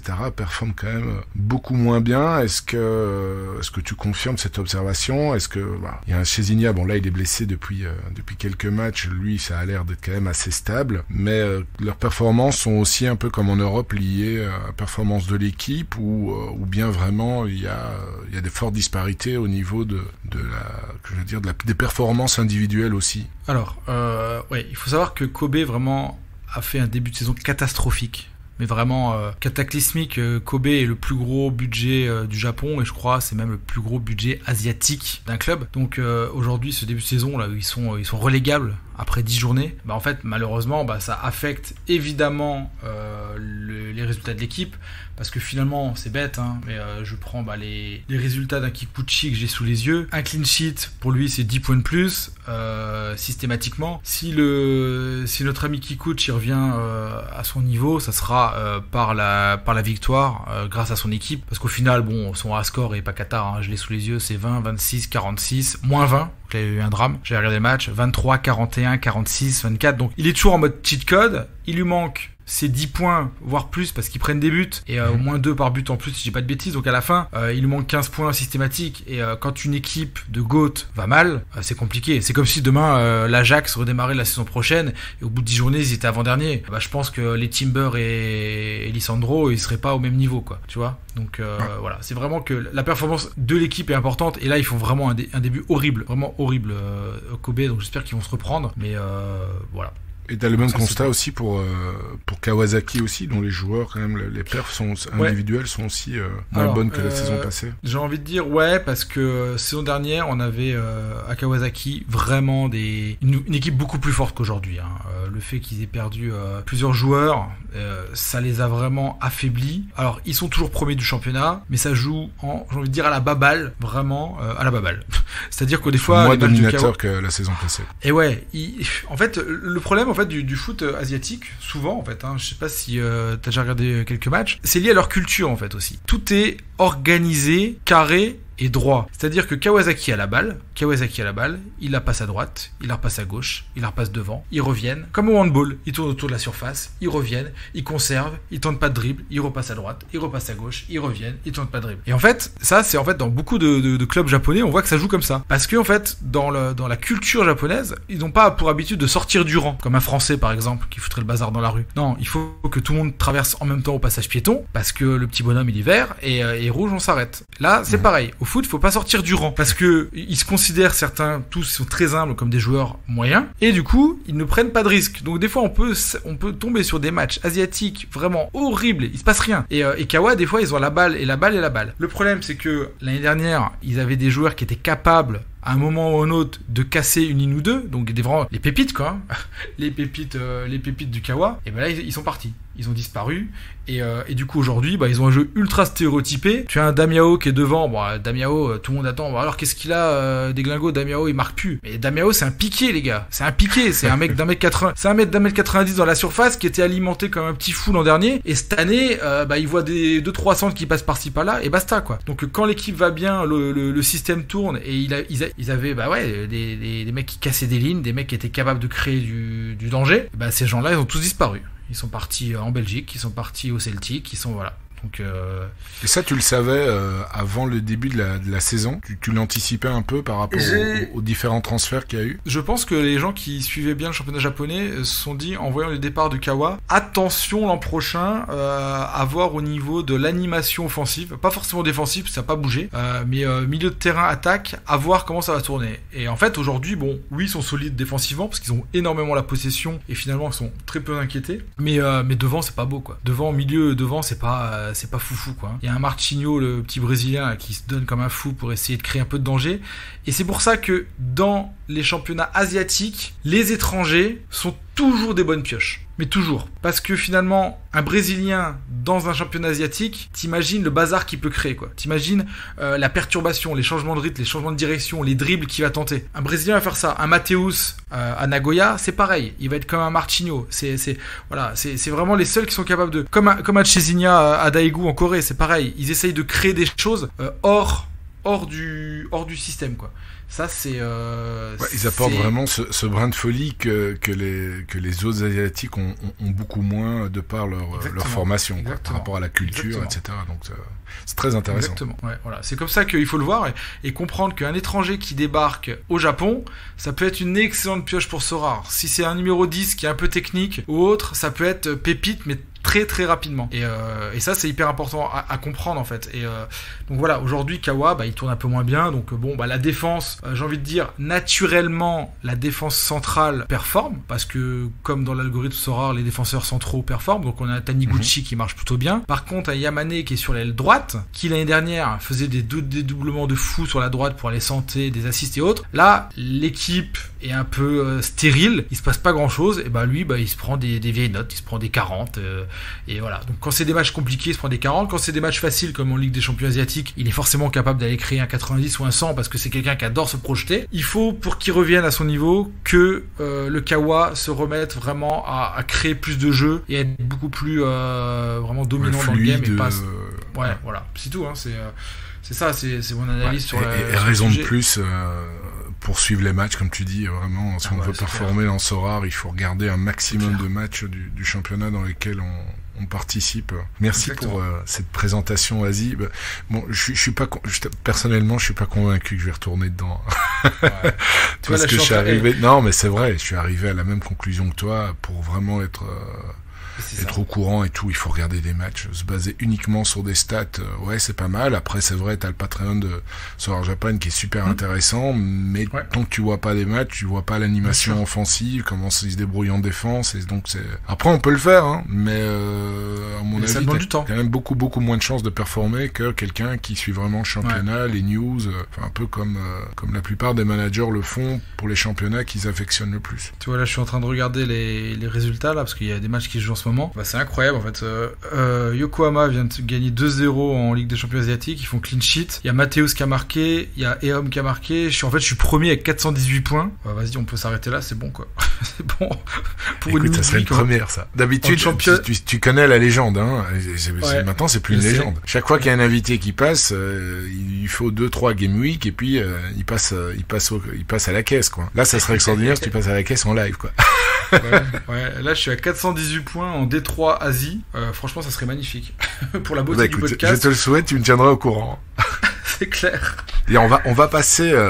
Merci en tout cas pour cette présentation de la jungle asiatique. Je voulais aborder comme sujet d'actualité la fluctuation des prix. Bon, moi, je reçois pas mal de messages. Toi, qui est vraiment youtubeur, qui sort vraiment des vidéos, d'ailleurs, je sais pas comment tu fais, à un rythme assez effréné, MPG, Sorare, je vois des vidéos tous les 2-3 jours que tu diffuses, donc tu reçois, à mon avis, énormément de messages par rapport à la fluctuation des prix, et je me dis, bon, on va essayer d'aborder ce sujet, on va pas passer 10 minutes dessus, mais toi, qu'est-ce que tu dirais, pour éviter que des managers te contactent en privé, que tu dois à chaque fois répondre par écrit, qu'est-ce que tu leur dirais par rapport à l'état du marché aujourd'hui ? Alors, je leur dirais que ils peuvent continuer à essayer de m'écrire. En ce moment, je suis dans une phase où j'arrive plus à répondre à tout le monde. Ça devient compliqué, vraiment. Hein. J'y mets du cœur et tout, mais ça devient vraiment compliqué. À la fin, je peux plus. Donc, le message de là, c'est vrai que je suis dans la même situation, malheureusement. Et ça me rend triste, hein. Vraiment, ça me rend triste parce que j'ai toujours mis un point d'honneur à essayer à répondre à tout le monde sans oublier personne. Et des fois, le truc, c'est que c'est vrai qu'avec le taf, la journée et tout, j'ai pas le temps, quoi. J'ai pas le temps. Donc c'est un peu compliqué, mais donc souvent en live on essaye de refaire des sujets d'actualité. Donc là le baisse des prix. Donc alors encore une fois, on est dans une période creuse. C'est-à-dire que on l'a déjà expliqué, mais fin des championnats européens dans 4 journées. Les gens commencent à vendre, en fait, à essayer de vendre. Et le problème, c'est que ces cartes-là, elles n'intéressent personne. Parce que elles ne pourront jouer qu'au mois d'août l'année prochaine. Donc là-dessus, il y a forte pression vendeuse, mais pas beaucoup d'acheteurs forcément. Donc ça, c'est une constatation pour la partie européenne. Pour la partie asiatique et MLS, alors ça a baissé également depuis maintenant 1 ou 2 mois pour plusieurs raisons. Déjà, je l'avais expliqué en live, il y a eu ce qu'on appelle le phénomène Sorare Data. C'est-à-dire que du mois de janvier au mois de février, on va dire, décembre à février, les gens se sont constitués leurs équipes, pour l'Asie ou pour le retour de la MLS. Ils se sont basés sur les stats de Sorare Data. T'as plein de nouveaux managers qui débarquent, qui disent je vais aller voir faire dans Scout, hop, je prends le top 50 asiatique et le top 50 MLS, et bingo, je vais recruter lui, il a l'air fort, lui il a l'air fort, lui il a l'air bon, Le problème, c'est que la réalité de Sorare Data du moment là, c'est la réalité de l'année dernière. Ce qui va se passer cette année, on n'en est pas sûr. Et du coup, ça a créé une espèce de micro-bulle sur au moins le top 50 des joueurs de ces championnats-là. Ce qui fait qu'aujourd'hui, finalement, tu vois des gens comme un Damiao ou un Yamane, tu dis, ils sont nuls ces notes, en fait. Et à la moindre performance un peu négative sur plusieurs matchs, les prix commencent à baisser. Et là, le marché est en train de se rééquilibrer avec les joueurs qui performent bien cette année. Et là, on va arriver dans une période, je pense, d'ici 1 mois, où l'Asie et l'Amérique, les prix devraient remonter. Logiquement, s'il n'y a pas de dinguerie sur l'Ethereum, si l'Ether reste dans une période à peu près correcte. Pourquoi ? Parce que les gens qui ont désinvesti en Europe, ils se disent moi j'ai la drogue Sorare dans le sang, j'ai besoin de jouer des Game Week parce que c'est une addiction. Je pense qu'il y en a plein qui ont cette addiction. Qu'est-ce que je vais faire ? Je vais quand même me faire ils se disent, je vais quand même me faire une petite équipe asiatique et quand même me faire une petite équipe MLS. Résultat, ça va créer de la pression acheteuse sur Asie et MLS quand ? Là, d'ici fin mai, début juin, et je pense qu'on devrait réassister en juin-juillet à une remontée Asie et America, en gros. Donc voilà, donc ça c'est la partie vraiment. Il y a eu vraiment un dégonflement de bulles suite au démarrage des championnats parce que finalement les gens ils ont investi sur le top 30 sur Data. C'est normal, on va acheter les meilleurs et en fait on se rend compte il est pas ouf en fait. Donc du coup ça a aidé. On en revient un peu à ce qu'on a dit tout à l'heure quoi. Faut regarder les matchs, il y a pas mal de transferts dans ces clubs asiatiques et t'as beaucoup de changements et en MLS aussi, t'as pas mal de transferts aussi. On s'est créé beaucoup plus fluctuant en Europe aussi, t'as des équipes aussi qui varient, mais je trouve que le gap n'est pas aussi grand et aussi large qu'en Asie et qu'en Amérique. Bien sûr. Et donc là du coup, je pense vraiment que j'espère que logiquement l'Asie et la MLS devraient remonter rapidement. Tout ça couplé à la campagne d'enchères de nouvelles cartes MLS et Asie en ce moment qui disent oula, panique à bord, les anciennes cartes. Alors là, ça c'est la question que j'ai reçue le plus, je pense. Qu'est-ce que je dois faire de mes anciennes cartes ? Oh là là, il me fatigue. Moi aussi. J'ai envie de leur dire.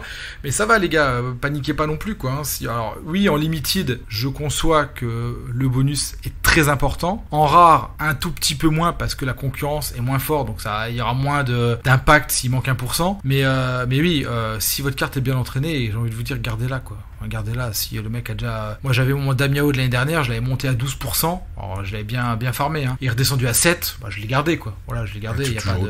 Et puis comme tu dis, si t'es dans le fantasy, le SO5, tu t'en fous un peu quoi. Après pour l'achat-revente, ça aussi j'ai pas mal de messages, tiens au niveau c'est quand que ça perd le bonus, les cartes de la saison précédente perdent le bonus à partir du moment où les nouvelles cartes sont émises. Mais quand on est quand on fait du SO5, honnêtement, on garde ses cartes, quoi. On essaye justement de les mettre chaque fois à l'entraînement pour qu'ils gagnent du bonus. Après, pour l'achat-revente, oui. Si on a une carte de la saison précédente, il y a tout intérêt, quand on est vraiment purement dans l'achat-revente, de la revendre, évidemment, au moins, je vais dire, 3-4 semaines avant la sortie des nouvelles cartes. Donc, En fait, là, la saison asiatique, elle a commencé quand? Elle a démarré en mars, ouais. En mars, il y a un bon mois et demi, donc on sait plus ou moins que... Il y a eu 10 matchs, ouais. Il y a eu 10 matchs sur 30. Les cartes là, MLS sort, donc il faut compter un bon mois avant que les nouvelles cartes sortent. Donc ceux qui sont purement dans l'achat-revente, s'ils vendent leurs cartes au début de saison, je pense que là, ils sont pas loin du top au niveau de la vente. Moi, c'est dans ce que les j'ai dit. SO5, non, ça a pas trop de sens de vendre une carte et puis de la racheter. On peut la faire pour gagner ce bonus, même en SO5, mais avec des gros risques.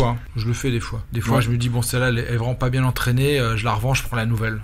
Je rajoute 0,020, mais parce que je suis dans un objectif de performance, faire des top 10, quoi. Donc, à la fin, ça peut être... Et puis, si tu la vends un peu avant le début de saison, au début de saison, là, normalement, tu la vendras vraiment à un super prix. Maintenant, de temps en temps, moi, j'ai eu pas personnellement, mais des potes managers qui ont vendu leurs cartes de gros joueurs champions, et malheureusement, quand les nouvelles cartes sont sorties, ça performait bien, et les prix sont envolés, et donc, finalement, ils ont jamais pu les racheter au prix où ils les avaient vendus. Donc ça, c'est un peu le risque avec des gros joueurs. Mais pour revenir à, justement, la fluctuation des prix, tu disais justement que pas mal de joueurs, de managers qui ont acheté des cartes sur base des statistiques sur Hard Data en tenant compte des statistiques de la saison précédente, là, oui, pour des joueurs qui performaient moins, les prix ont chuté. Mais des joueurs qui surperforment par rapport à la saison précédente, le prix a explosé. Je prends un exemple, t'as gagné, il y a un jour, Enzo Fernandez, le crack de River Plate. Magnifique. Lui, il y avait moyen, il y a quelques mois, de l'acheter vraiment pour le cinquième du prix, quoi, ou le quart du prix. Il était, quand j'ai commencé à scouter River, je voulais un U23 et j'avais le petit Barco qui me faisait de l'œil. Et il y avait Fernandez à côté de lui. Le truc, c'est que Barco était à 0.45. 5,6.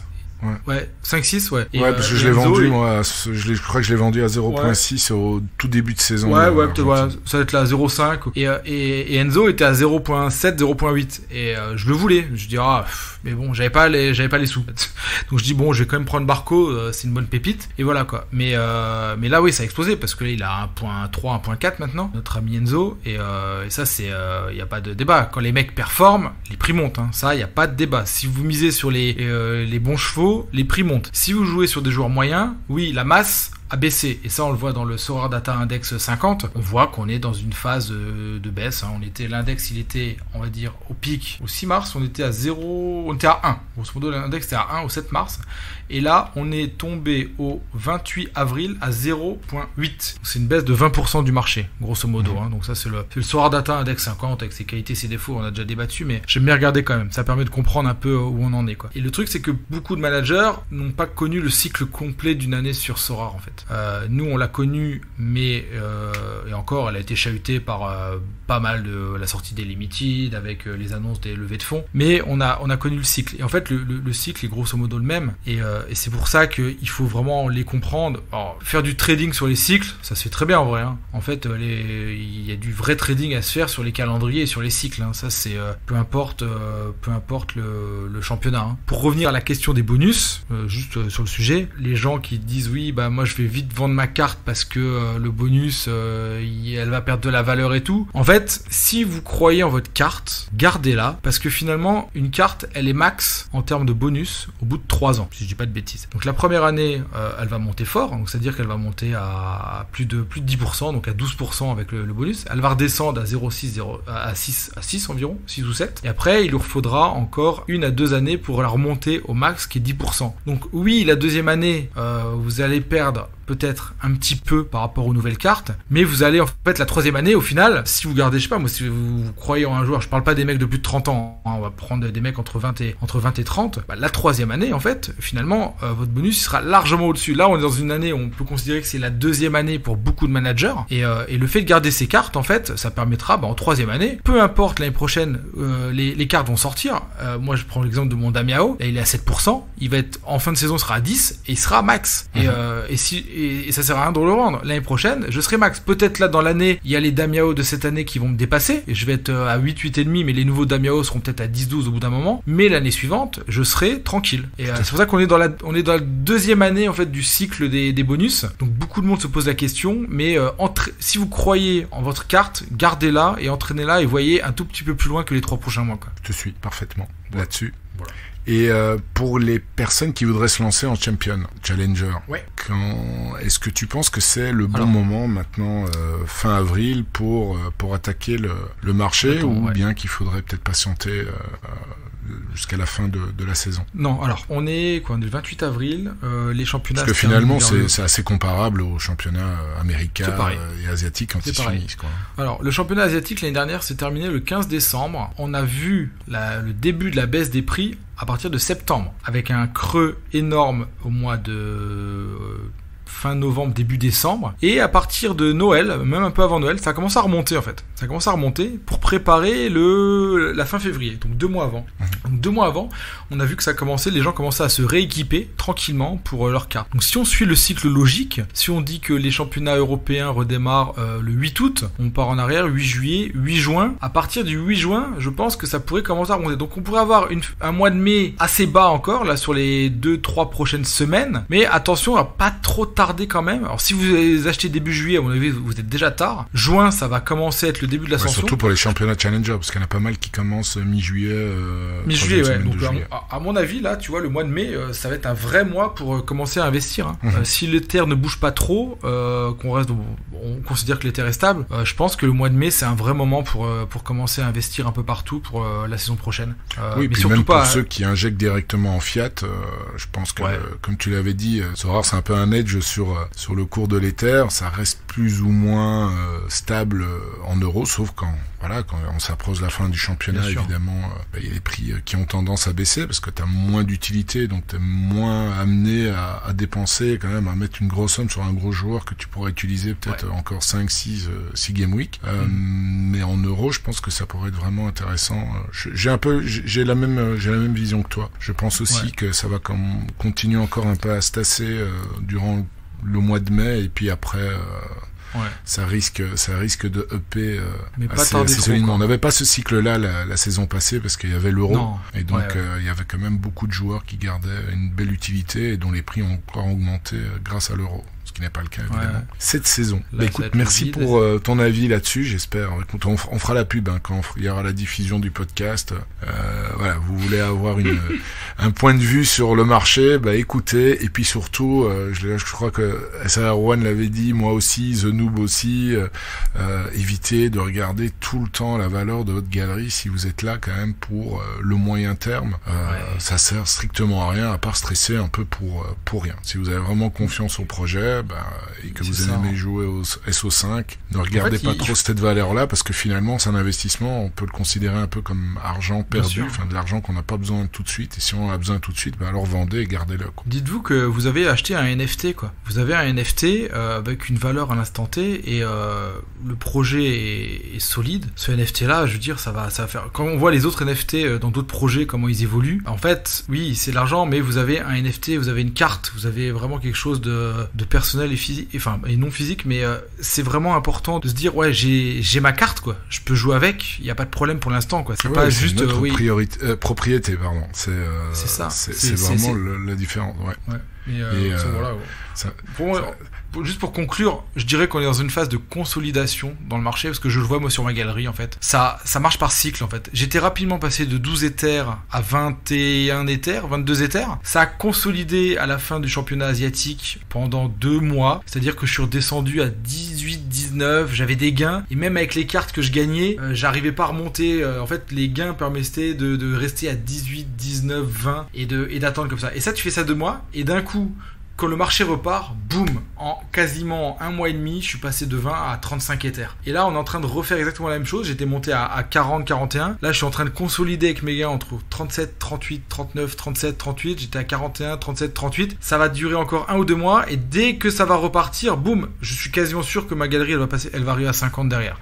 On est vraiment, c'est presque comme en trading de crypto. On est en phase de consolidation, là. Et dès qu'on va péter la résistance et que pour X ou Y raison, le championnat européen reprenne ou autre, et plus plus la Coupe du Monde ou ce que vous voulez, ça va repartir à la hausse, mais très fortement, quoi. Ouais, donc, moi j'ai la même constatation que toi, mais en sens inverse, parce que comme j'ai 95% de mes joueurs sont des joueurs européens, ben oui, je vois là quand je regarde la valeur de ma galerie, elle a quand même perdu une quinzaine d'éthers parce que ce sont des joueurs européens et que dès que les championnats, la reprise va pointer son bout du nez, ben j'ai aussi confiance et les prix vont remonter. Donc ça c'est l'exemple, mais à l'envers, parce que toi ta galerie, ben, c'est principalement asiatique et américain, tandis que moi c'est principalement européen. C'est la loi du marché. C'est pour ça qu'il faut pas trop s'en faire. Et si on s'en fait, ben vaut mieux alors vendre et garder et peut-être jouer avec le montant qu'on est disposé de jouer sans devoir regarder tout le temps sa galerie.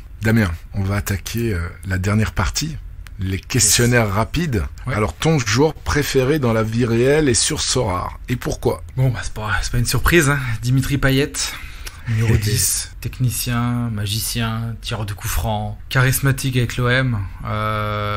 J'ai toujours adoré les numéros 10, en fait. Et pour moi, il y en a de moins en moins, en fait. Il y en a de moins en moins dans le foot moderne. C'est vrai qu'à l'époque, des Zidane, ça m'a toujours fait rêver, quoi. Et c'est ça qui, aujourd'hui, en Payet, en plus, il est vraiment de meilleur en meilleur, année après année. Franchement, c'est comme le bon vin, quoi. Il a 34-35 ans cette année, mais il fait une saison de fou. Il fait une saison de fou. Alors je sais qu'il y a les anti-Payet, mais en vrai, au fond d'eux, ils savent. Au fond d'eux, ils sont jaloux, c'est tout.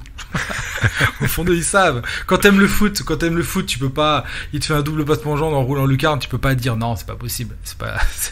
Ça tient pas. Non, Dimitri, voilà, quoi. Et puis non, c'est Marseille, c'est le capitaine, donc c'est parfait, c'est parfait. Et puis, comme tu dis, il fait une saison de fou. Enfin, il fait partie des meilleurs milieux de champion. Il a 35 ans, c'est impressionnant. Tu le vois faire encore une grosse saison la saison prochaine ? J'espère. Si ça tient avec Sampaoli, qu'on se qualifie pour la Ligue des Champions et tout, il va être surmotivé parce que cette année on l'avait pas. Si on finit deuxième et qu'on est en Ligue des Champions, ça va le surbooster. Puis là, il a vraiment trouvé son rôle de leader à Marseille, auprès des jeunes, auprès de beaucoup de monde et tout. Il se sent respecté et tout. Et je pense que là, il est bien. Ouais, encore une année de plus, je pense. Après, faut voir si physiquement il baisse pas trop, parce que dès qu'il prend un peu de poids, on sait que il commence à être hors de forme. Et là, c'est compliqué. Mais un Payet affûté, attention, c'est solide. C'est solide. Ouais, c'est super. Et dans Sorare, je l'ai acheté évidemment. C'est pas mon joueur préféré dans Sorare parce que j'en ai découvert d'autres, mais oui, dans Sorare, je l'ai mis dans ma championne et il régale, quoi. Il régale, franchement. Je l'avais acheté 0,250 environ à l'époque, en début de saison. Ouais, son prix est monté à 0,800, un truc comme ça. Là, il est redescendu à 0,4, mais peu importe. Et je m'en veux énormément, et je suis énervé après The Noob parce que il l'avait en super rare. Il l'a vendu 0,560, je crois, ou 0,600, un truc comme ça. Et j'avais presque l'argent, je voulais l'acheter. Il est parti en 2 secondes. Je me suis dit, que j'ai pas raté. Et quand je vois que quelques mois plus tard, la carte rare était plus chère, j'étais fou. Et ça m'aurait fait. J'aurais bien aimé l'avoir. Donc bon, c'est jamais. Hein. Ouais, moi, j'ai 2 bons potes. Moi aussi, j'étais réticent. Pourtant, j'aime beaucoup Payet. Je connais bien. Je connais bien. J'ai vu plusieurs fois jouer. Et je me suis dit, mais il a quand même son âge. Et je pouvais l'avoir plusieurs reprises en super rare. Et puis non, je dis non. Et puis voilà. Moi j'ai 2 potes qui l'ont pris, ils sont super contents parce que évidemment il fait des scores énormes. Je regardais là son L40, attends, il a tapé maximum 10 fois en dessous de 50 points, quoi. Maximum. Il fait très très très fort. Il fait du AA, il marque, il fait des passes D. Enfin, il doit être en Europe dans le top 10 européen entre les buts et les assists, je pense, cette année encore. Donc c'est solide. Hein. Donc voilà. Et alors ton joueur préféré sur Sorare, c'est qui pour le coup ? Parce que tu as dit non, c'est pas mon joueur préféré sur Sorare. Ouais. Alors, c'est qui ? Non, alors c'est marrant, mais en fait, mon joueur préféré sur Sorare, c'est Chézinha, comme Torque.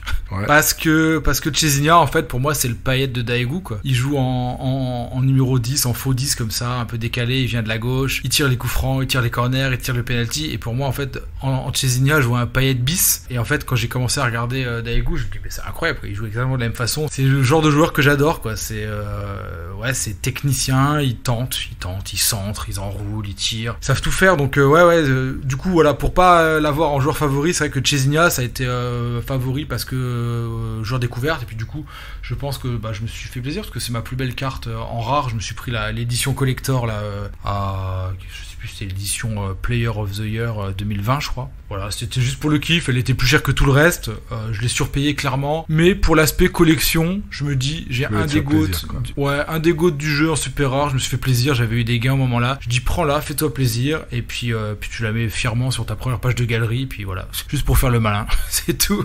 Mais du coup, j'aimerais bien qu'ils reviennent de blessures quand même là, parce que là, ça va commencer à être long là. Ouais, ça fait pas mal de DNP alors qu'il n'en avait quasiment pas la saison passée. Ouais. Bon, alors ton plus beau résultat, bon, je présume que c'est victoire. Combien de victoires en Asie D2 pour le coup? Et bah du coup, 3 fois l'Asie D2. Ouh, très beau. 3 fois l'Asie D2. Pas avec des grosses équipes, hein. Les 2 premières fois, pas avec des grosses équipes.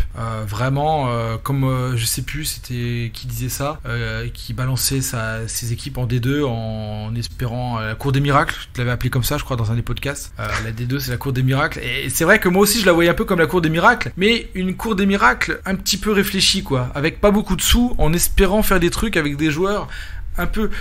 J'ai envie de dire, ma première stratégie en D2, c'était de faire une équipe palier, typique, une équipe palier, on va dire palier plus, rare, mais avec des joueurs super rares en fait. En se disant, bah c'est des mecs qui font toujours du 50-60 en moyenne, du 50, 52, 54, avec le petit bonus de 25%, et en se disant, bah si tu prends des mecs solides et titus qui font ça, bah mine de rien, quand tu prends 70 points x 5, t'es déjà à 350, et j'avais vu que t'étais quasiment à 370 points, t'es au rewards en fait, en tier 3, et du coup, c'est vrai que c'est comme ça que j'ai tenté quoi, et du coup, bah cette stratégie-là m'a permis de gagner 3 fois la D2. Bon, la dernière fois, c'était un peu plus solide quand même. J'avais commencé à des... Ouais, parce que tu la gagnes pas 3 fois uniquement avec dans la cour des miracles. Non. Une fois, ok, bon, 2 fois, c'est exceptionnel, mais 3 fois, c'est parce que t'appliques une stratégie payante. Ouais, bien sûr. Et donc là, bah, je viens de la gagner récemment, quoi. Donc, et du coup, bah, c'était top. Et je prends... Et ta plus belle récompense parmi ces 3 victoires? Alors, la première, évidemment, Mathéus, super rare. Bah, j'avais pas autant de moyens dans le jeu au moment-là, et quasiment 1,6 d'éther au moment-là, plus 0,4 pour les éthers. Et le truc fou, en fait, c'est que oui, c'est ma plus belle récompense, mais en fait, quand je découvre la carte en live, je suis presque pas content en fait. Je réagis pas. Et pourquoi? Parce que le truc absurde, c'est que je venais d'acheter Mathéo super rare la semaine d'avant. Parce que c'était typiquement le joueur, tu sais, le joueur qui faisait de la score et qui allait bien, et la semaine d'avant, j'avais tout économisé, j'avais tout vendu pour le récupérer. Je l'avais acheté pareil à 1.5, 1.6, et je la gagne la semaine d'après. Et du coup, je me suis dit, mon premier reward incroyable. J'arrive même pas à faire semblant d'être content, parce qu'en live, des fois, bon, il faut pas surjouer, mais j'ai du mal à cacher mes émotions, moi. Et quand je suis content, bah tout le monde le voit, je suis complètement fou. Et quand je suis un peu triste, bah bon. Tu sais pas le cacher non plus. Ouais, non, c'est pareil. Et du coup, ouais, c'est ma plus belle récompense, je pense, le Mathéos super rare, parce que bah c'est quasiment la carte la plus chère. Mais finalement, bah la carte que j'ai eue hier, en fait, hier mardi. Bah, j'ai eu justement Enzo Fernandez en faisant cette America là, donc ce week-end. Donc comment tu l'as gagné, Enzo Fernandez? Je viens de finir deuxième en D3 America. Le premier a eu Enzo Fernandez, et avec la chatte à déglingo, la chatte légendaire, bah j'ai eu aussi Enzo Fernandez, quoi. Donc c'est magnifique. Parce que bon, ouais, non, c'est incroyable. Et là pour le coup, j'étais heureux. Qu'est-ce que j'étais content mardi soir. Et quand c'est comme ça, bah venez en live, hein, parce que là c'est giveaway à volonté, hein. Je suis parti. En général, là, ils savent très bien. Quand je suis pas content, quand je fais une game il se passe rien. Par contre, quand je suis très content et qu'il se passe un truc de fou, alors là, en général, j'essaie de régaler un maximum. Tu veux Papa Noël, quoi. Ouais, c'est trop ça. J'ai trop ça. Bon, je sais plus combien j'ai distribué, mais ça m'est arrivé de distribuer des 0-100 en carte sur un live comme ça. Et j'aime bien aussi faire des rewards instantanés comme ça sur les lives, parce que quand tu vas sur Twitter et que tu demandes à tout le monde de RT, c'est bien, mais au bout d'un moment, ça fait un peu le mec qui achète ses abonnés, qui achète ses RT, qui achète tout ça, et ça récompense tous les mecs qui passent par là par hasard. Non, moi j'ai toujours envie de récompenser les gens qui sont sur mes lives et qui sont fidèles, et qui te suivent, quoi, ta communauté, quoi. Ouais. J'en fais de temps en temps, je dis pas sur Twitter comme tout le monde, de temps en temps on va un peu développer sa communauté, et c'est un début, mais là du coup, ouais, pour le coup, je le dis comme ça. Mais Mathéo super rare, top, vraiment top. Et puis maintenant le petit Enzo là, il en fait plaisir. Ouais, moi je le voudrais bien aussi, tu vois. Mais bon, voilà, pour essayer de, comme tu as dit tout à l'heure, de continuer de vibrer un peu sur le SO5 après la fin des championnats européens. Voilà. Je vais aligner une équipe pour le coup en rare et basta. Et vraiment juste pour vibrer, quoi. Ouais. Alors, après ton super up, tes 3 victoires, Enzo Fernandez il y a 2 jours, ton plus gros coup de poisse. Bon, alors là, magnifique, quoi. Celui-là, je pense qu'en plus, c'est pas le coup de poisse que t'as dans ton coin ou, parce que bon, j'entends les coups de poisse dans les podcasts, je te le dis, je les trouve toujours un peu décevants. Bon, tu sais, le mec, t'attendais la carte, le mec est DNP, tu dis, ouais, bon, ça nous arrive tous les week-ends en vrai, quoi. C'est pas, tu vois, je veux dire, tu sais que tu peux gagner un truc, mais le mec est DNP, au final, bon, c'est un coup de poisse. Ou t'achètes le mec qui se fait les croisés, ok. Mais c'est vrai que ça tourne un peu comme ça. Moi, le truc qui m'est arrivé, c'est que je fais ma Game Week, donc la 210, Asie D2, encore une fois, tu vois. Et là, en fait, on est le lundi soir, et je suis premier en Asie D2. Mais là, euphorique, quoi. Donc, Game Week 210, donc c'était un moment. Donc, vraiment très très content. Je dis, waouh, c'est incroyable, premier Asie D2, extraordinaire et tout. Et là, le jeune déglingo qui peut pas s'empêcher d'aller la ramener sur les réseaux sociaux. Extraordinaire, les gars, champion d'Asie. Demain, c'est grosse partie sur le Twitch, giveaway pour tout le monde. On y va, on va fêter ça ensemble. Ça va être une dinguerie ultime. Trop content, comme vraiment. Puis, tu fais le tweet qui va avec et tout. Et puis là, t'as toujours 2-3 mecs un peu, tu sais, un peu les gens un peu plus posés, quoi. Tu sais, de notre génération, mais posés. Pas les fous, pas comme moi. Ils disent, ouais, mais tu fais attention au recalcul quand même. On sait jamais, tant que c'est pas fait, c'est pas fait. Je dis, ah, t'inquiète, c'est bon. T'inquiète, c'est bon, j'ai 10 points d'avance, aucun risque. Tu sais. Et donc voilà. Et du coup, je me lève le mardi matin. Et là, toujours premier. Je dis, ah, c'est bon, ça va, tu vois. Mardi matin est passé, donc toujours premier, aucun souci. Donc là, je fais mon tweet, je vais au futsal, je rentre du futsal, j'allume le Streamlab, je prépare ma config, je stream à 16h, donc il est 15h55, j'allume le truc, je vois que les rewards, en fait, sont prêts, en fait, la mise à jour du classement a été faite, je clique, et au moment, avant de lancer le live, je vois que je suis passé deuxième. Oh, la chute. C'est-à-dire que ça avait été mis à jour après la deadline, quoi, vraiment entre midi et 14h, quoi, j'avais pas vu, j'étais au futsal, et là, j'étais passé deuxième. Je dis, mon Dieu, je t'avais déjà annoncé 3 giveaways, j'avais fait le Mariol à droite à gauche. J'étais là, et là, je lance le live, je change le nom. Allez, on fête ensemble le faux titre d'Asie des deux. T'as pas fait un malaise, là? Non, les gars, non, ça va pas. Alors, j'étais là, on l'a fait dans 2 heures. Je lance le live, ils comprennent pas, parce qu'ils me voient pas euphorique. D'habitude, je suis, et là, ils me voient en train de faire la tronche. Je dis, oh, les gars, ce qui m'arrive, je vous raconte pas. Et donc, du coup. Et après, là, à ce moment-là, t'en as tout plein. Enfin, quand même, t'es deuxième, t'es sur le podium, c'est super, mais ouais, mais non, quoi. mais gagner, quoi. La gagne, les gars. Franchement, je vous souhaite une fois de gagner une division, parce que gagner, c'est quelque chose, hein. Un podium, c'est bien, mais quand t'as la petite coupe, le petit trophée et tout, c'est vraiment une émotion incroyable, quoi. On a tous la win en nous, quoi. On n'est pas là pour enfiler les perles et compter les euros, quoi. On veut gagner aussi, quoi. Il y a une part. Le SO5, c'est pour le gagner. Ouais, il y a cet esprit de compétition qui est là aussi, quoi. Ah ouais, il en faut un peu, quoi. Et du coup, je finis deuxième, donc triste. En plus, bon, je m'en veux énormément parce que le fait d'avoir parlé, j'ai invoqué le karma. J'en parle tout le temps du karma. Tout le temps dans MPG, j'en parle. Le karma, il nous guette à chaque coin de rue. Dès qu'on fait le malin sur Twitter, il nous attend. Bam, le DNP qui était pas prévu, il est partout. Et en fait, sur Sorare, il est présent aussi. Il est passé de MPG à Sorare, il est venu. Et il nous guette tous les week-ends, les gars. Donc, ne dites plus rien. Moi, je dis plus rien maintenant. J'attends. J'ai appris ma leçon et le karma, il y a rien de mieux. C'était on attend. Et puis après, on peut parler. Et puis pas trop parler aussi, hein, parce qu'après, t'as peut-être la poisse qui va te suivre pendant plusieurs semaines, donc faut faire très attention. Il faut être très rester humble. Et du coup, alors c'est pas fini, parce qu'en fait, évidemment, reward, donc quand même un tier 2 super rare, plus 0,3 Ether, donc on est censé être content, au lieu d'avoir un tier 1 super rare et 0,5 Ether, donc la différence est énorme en plus, hein. Je passe d'un tier 1 super rare à un tier 2 avec 0,5, 0,3 au lieu de 0,5. Et donc là, j'ouvre mon reward, et là, tout le monde se tape un fou rire énorme.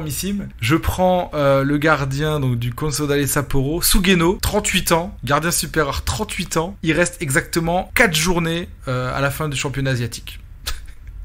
Tout le monde est là. Je suis là, je me dis, mais non, Sora, vous avez pas le droit. Ça se trouve, le mec, il a fini sa carrière dans 4 matchs, quoi. Je dis, non, vous pouvez pas me faire ça comme ça. Pas à ce point-là, le karma, pas à ce point-là. Et là, c'était vraiment too much. J'étais, mais encore plus dégoûté. Je dis, oh non, mais la carte, je vais rien pouvoir en faire en plus, alors que je m'attendais vraiment. Et là, je dis, c'est pas possible, ça s'acharne, quoi. Et finalement, bon, je garde la carte, j'attends. Il joue toujours, non, je suis bien pas. Bien sûr, voilà. Et c'est pour ça que, pour conclure cette jolie histoire, il joue toujours. Il redémarre donc cette année du bon pied, évidemment. Et là, il y a 15 jours, je gagne donc l'Asie D2, je finis premier avec 487 points, avec qui dans les buts? Le bon Sugeno qui nous fait... voilà. Qui nous fait 76 x 1,25, 95 points. Clean sheet de l'espace, magnifique. Merci Sugeno, merci le karma. Emballé, c'est pesé. On ne dira plus jamais rien sur les réseaux sociaux. Voilà, t'as eu le bon karma avec toi. Magnifique. Alors, quand tu composes tes Game Week, tes onglets qui sont toujours ouverts, mais pour le coup, sur Hard Data, ça c'est le cas chez tout le monde. Je sais que tu le veux plus. Ouais. Alors c'est quoi? Moi c'est. Tu les as dit tout à l'heure, quoi. Il y a le Japan, Patreon de Sorare Japan. Ouais, le Patreon je l'attends systématiquement. Il y a toujours le final screen sur Sorare Club, toujours. Et après SofaScore. SofaScore, c'est vrai que j'aime bien aller voir un peu les derniers matchs, les derniers trucs, si j'ai raté des infos et tout, sur les compos et tout. Mais voilà, globalement c'est du Sorare Data, du Sorare Club, du Sorare Japan. Et de toute manière, mes équipes sont prêtes déjà bien à l'avance, c'est-à-dire que dès le mercredi je vais sur Sorare Data dans le line-up builder pour préparer les teams, et le vendredi matin c'est juste de l'ajustement en fait, donc voilà, mais non, rien de plus. Et alors ton joueur à suivre, en espérant que ça soit un joueur asiatique? Ouais, c'est un joueur asiatique, et et j'ai commencé à en parler un peu plus, donc c'est Eom Won Sang, petit crack de 22 ans, qui était donc l'année dernière à Gwangju, et Gwangju est descendu en D2, donc c'est un joueur que j'avais dans la ligne de mire, parce qu'il avait fait U17, U19, U21, U23 avec la Corée, et pour avoir vu des matchs, je me dis mais comme il est fort, quoi, parce que c'était typiquement le genre de joueur anti-asiatique, c'est-à-dire il accélère, il dribble, il casse des lignes, il provoque, et je dis mais quand tu le vois sur le terrain, franchement il déménage. Il est pas super grand, mais il avoine, donc je l'avais l'année dernière. Après, petit risque, je dis il va pas descendre en D2. Je le garde, et là je vois qu'il signe à Ulsan, donc en première division, et Ulsan, grosse équipe cette année, et là Eom il est en train d'exploser, parce que déjà il commence à jouer régulièrement, puis il enchaîne, sa carte de score elle commence à être violente, il a encore une année complète de U23 à venir, et puis du coup j'ai eu la bonne idée de prendre sa carte super rare avant que ça décolle, donc je l'ai chopé à 0.9 je pense, sa carte super rare, il y a pas longtemps, il y a un mois en arrière, mais ouais il est fort, franchement si vous avez l'occasion de regarder un résumé de Ulsan, si tu peux regarder, ça c'est encore la preuve que c'est important de regarder les matchs, parce que si tu ne l'avais pas vu, à mon avis tu l'aurais pas regardé, quoi. Jamais. J'aurais revendu parce qu'il descend en D2, et j'aurais pas pris de risque. Et je l'ai dit à ma communauté sur le Discord, dans le Discord privé qu'on a. J'en ai fait acheter des hommes pendant le mercato hivernal. Je sais pas combien il y en a qui l'ont acheté, mais alors à un moment il y avait plus que la team des Glingos qui achetait du EOM. et bon, alors pas de conseil en investissement, mais c'est pas un conseil, c'est un choix du cœur. C'est un choix du cœur. Et j'y croyais tellement, je dis non mais les gars, mais jamais il ira en D2. Jamais il ira en D2. Et je l'ai dit, donc il y en a plein qui l'ont acheté à 0,080. Et il me remercie aujourd'hui parce qu'il a combien il a 0,5 en rare, et en super rare il est monté à 2, donc puis là il fait un début de saison tonitruant. Il faut pas se laisser berner par le fait qu'il démarre les matchs sur le banc à cause de la mauvaise règle des U22 en Corée. Il fait malheureusement, c'est lui qui rentre à la 20e minute à tous les matchs, parce qu'en fait finalement c'est logique, il fatigue 20 minutes de moins, et après vu qu'il est ultra percutant il joue les 70 minutes suivantes, mais ça le dérange pas pour aller marquer, faire des passes D, donc il y a aucun souci. Parfait. Et voilà. Et pour la petite histoire, on va attaquer les questions de tes followers sur le compte Twitter. Il y en a quelques-unes que j'ai sélectionnées.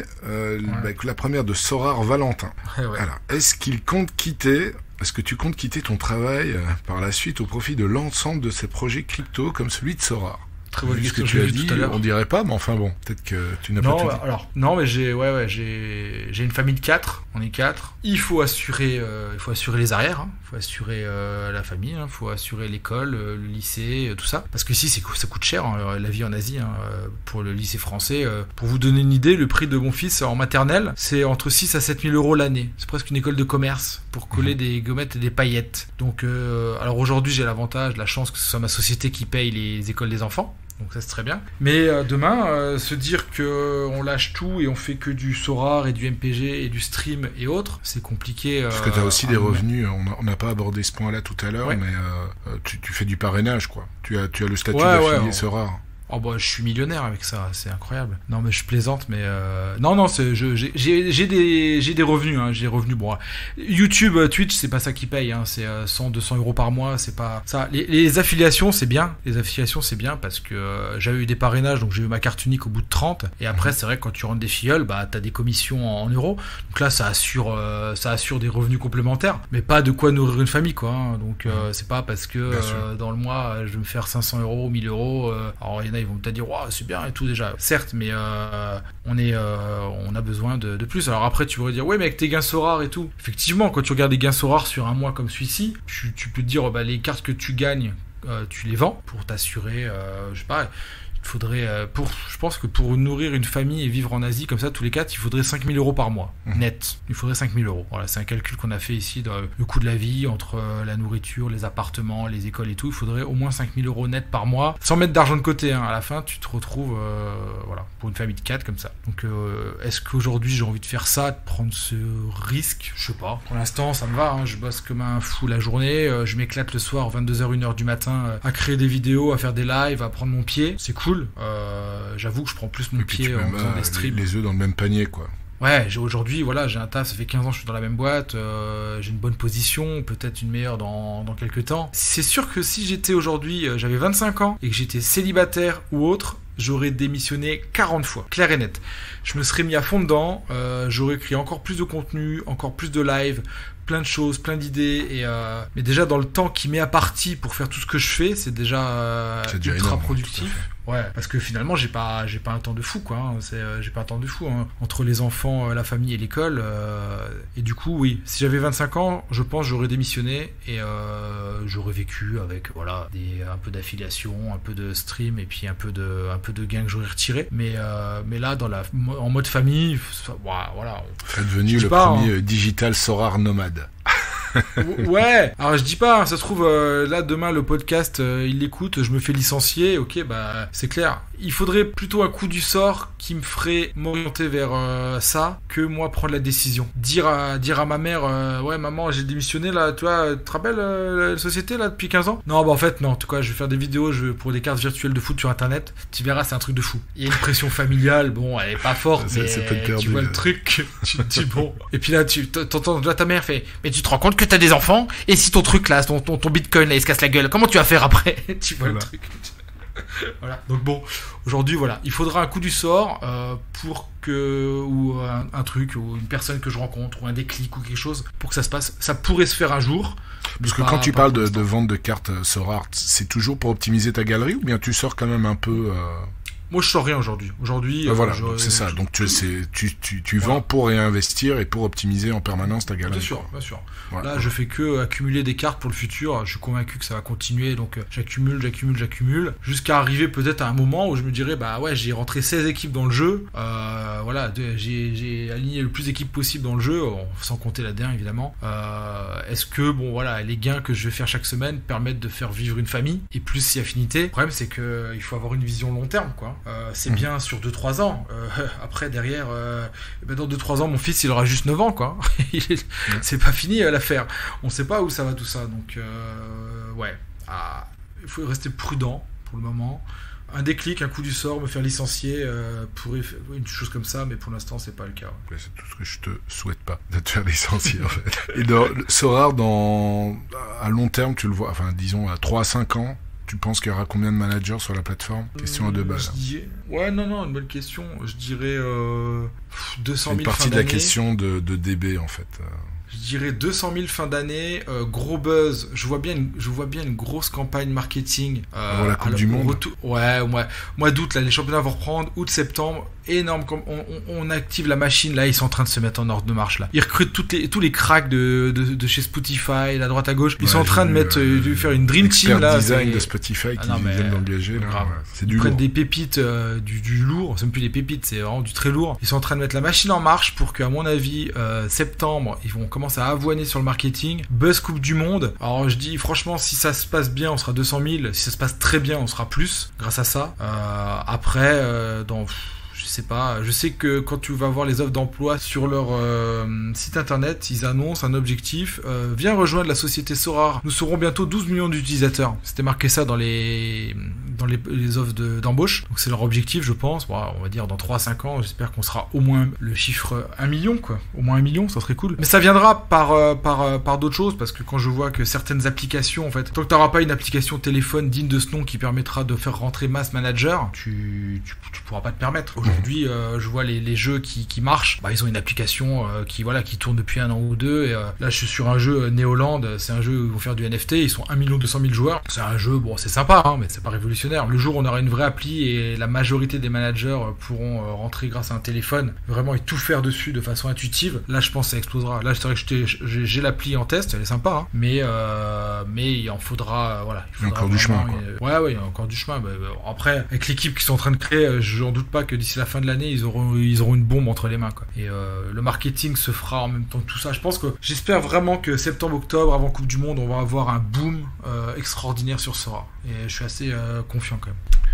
Je suis comme toi aussi. Je l'espère et je suis confiant aussi.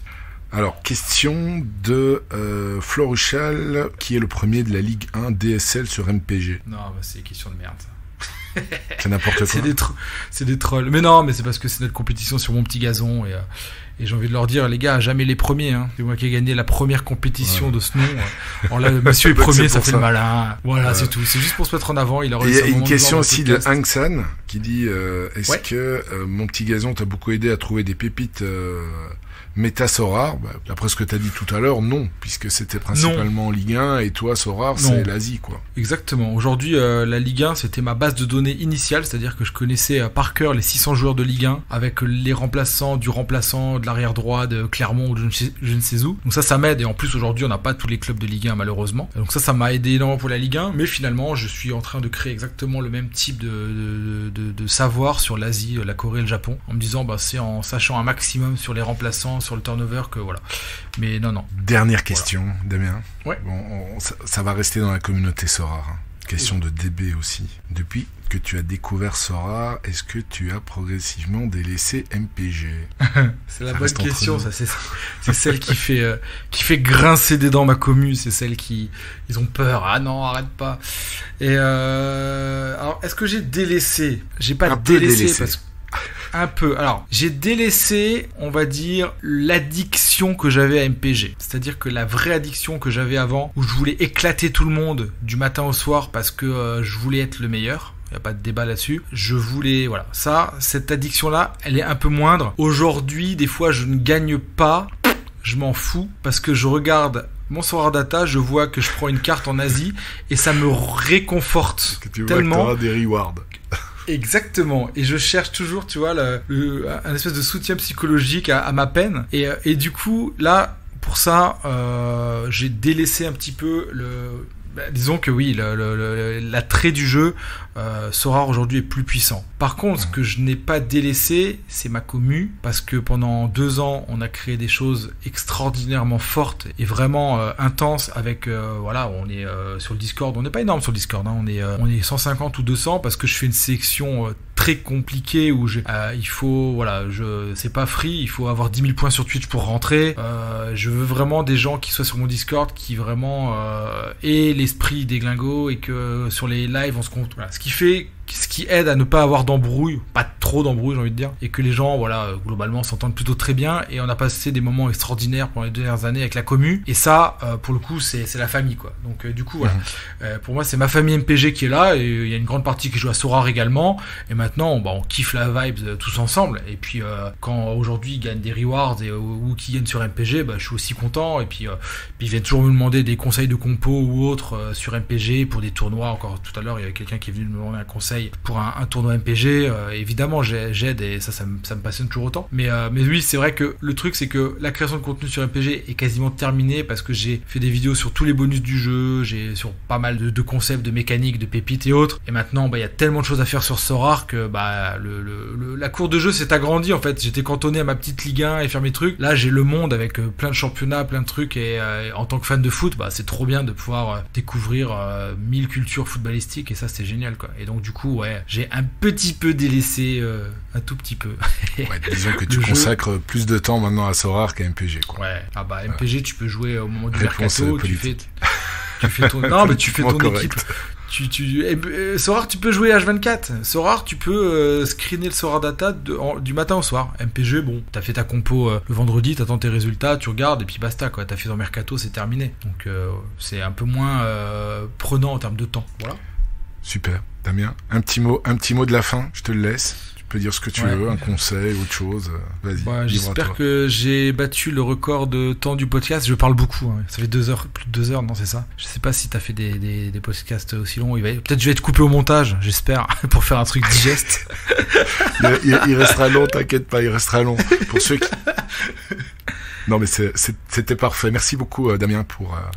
Non, merci à tout toi. Ce que tu as pu partager, pour ton amour pour l'Asie. J'espère qu'il y aura des convaincus parmi la communauté, mais qui devront regarder les matchs et donc se lever très tôt. Au moins, ils pourront dormir plus tôt aussi. Mais alors, il faudra faire des choix entre l'Amérique et l'Asie. Je te souhaite le meilleur, Damien, et écoute, à très bientôt sur les réseaux et au plaisir de te lire. Merci Mehdi pour tout, c'était super encore une fois. Continue comme ça, c'est de la bombe. Merci beaucoup. On remercie encore notre invité Damien, alias Déglingo MPG, pour ce bon moment. J'espère que ce podcast vous a plu. N'oubliez pas de commenter et de faire des suggestions dans les commentaires du compte Twitter de Média Sorare, en allant directement sur le nouveau site web ou en me contactant directement sur Twitter ou Discord. Il ne me reste plus qu'à vous souhaiter des excellentes Game Week et des jolis rewards. C'était Magic Mehdi de Mediasorare.com. Média Sorare, le premier podcast francophone dédié à Sorare.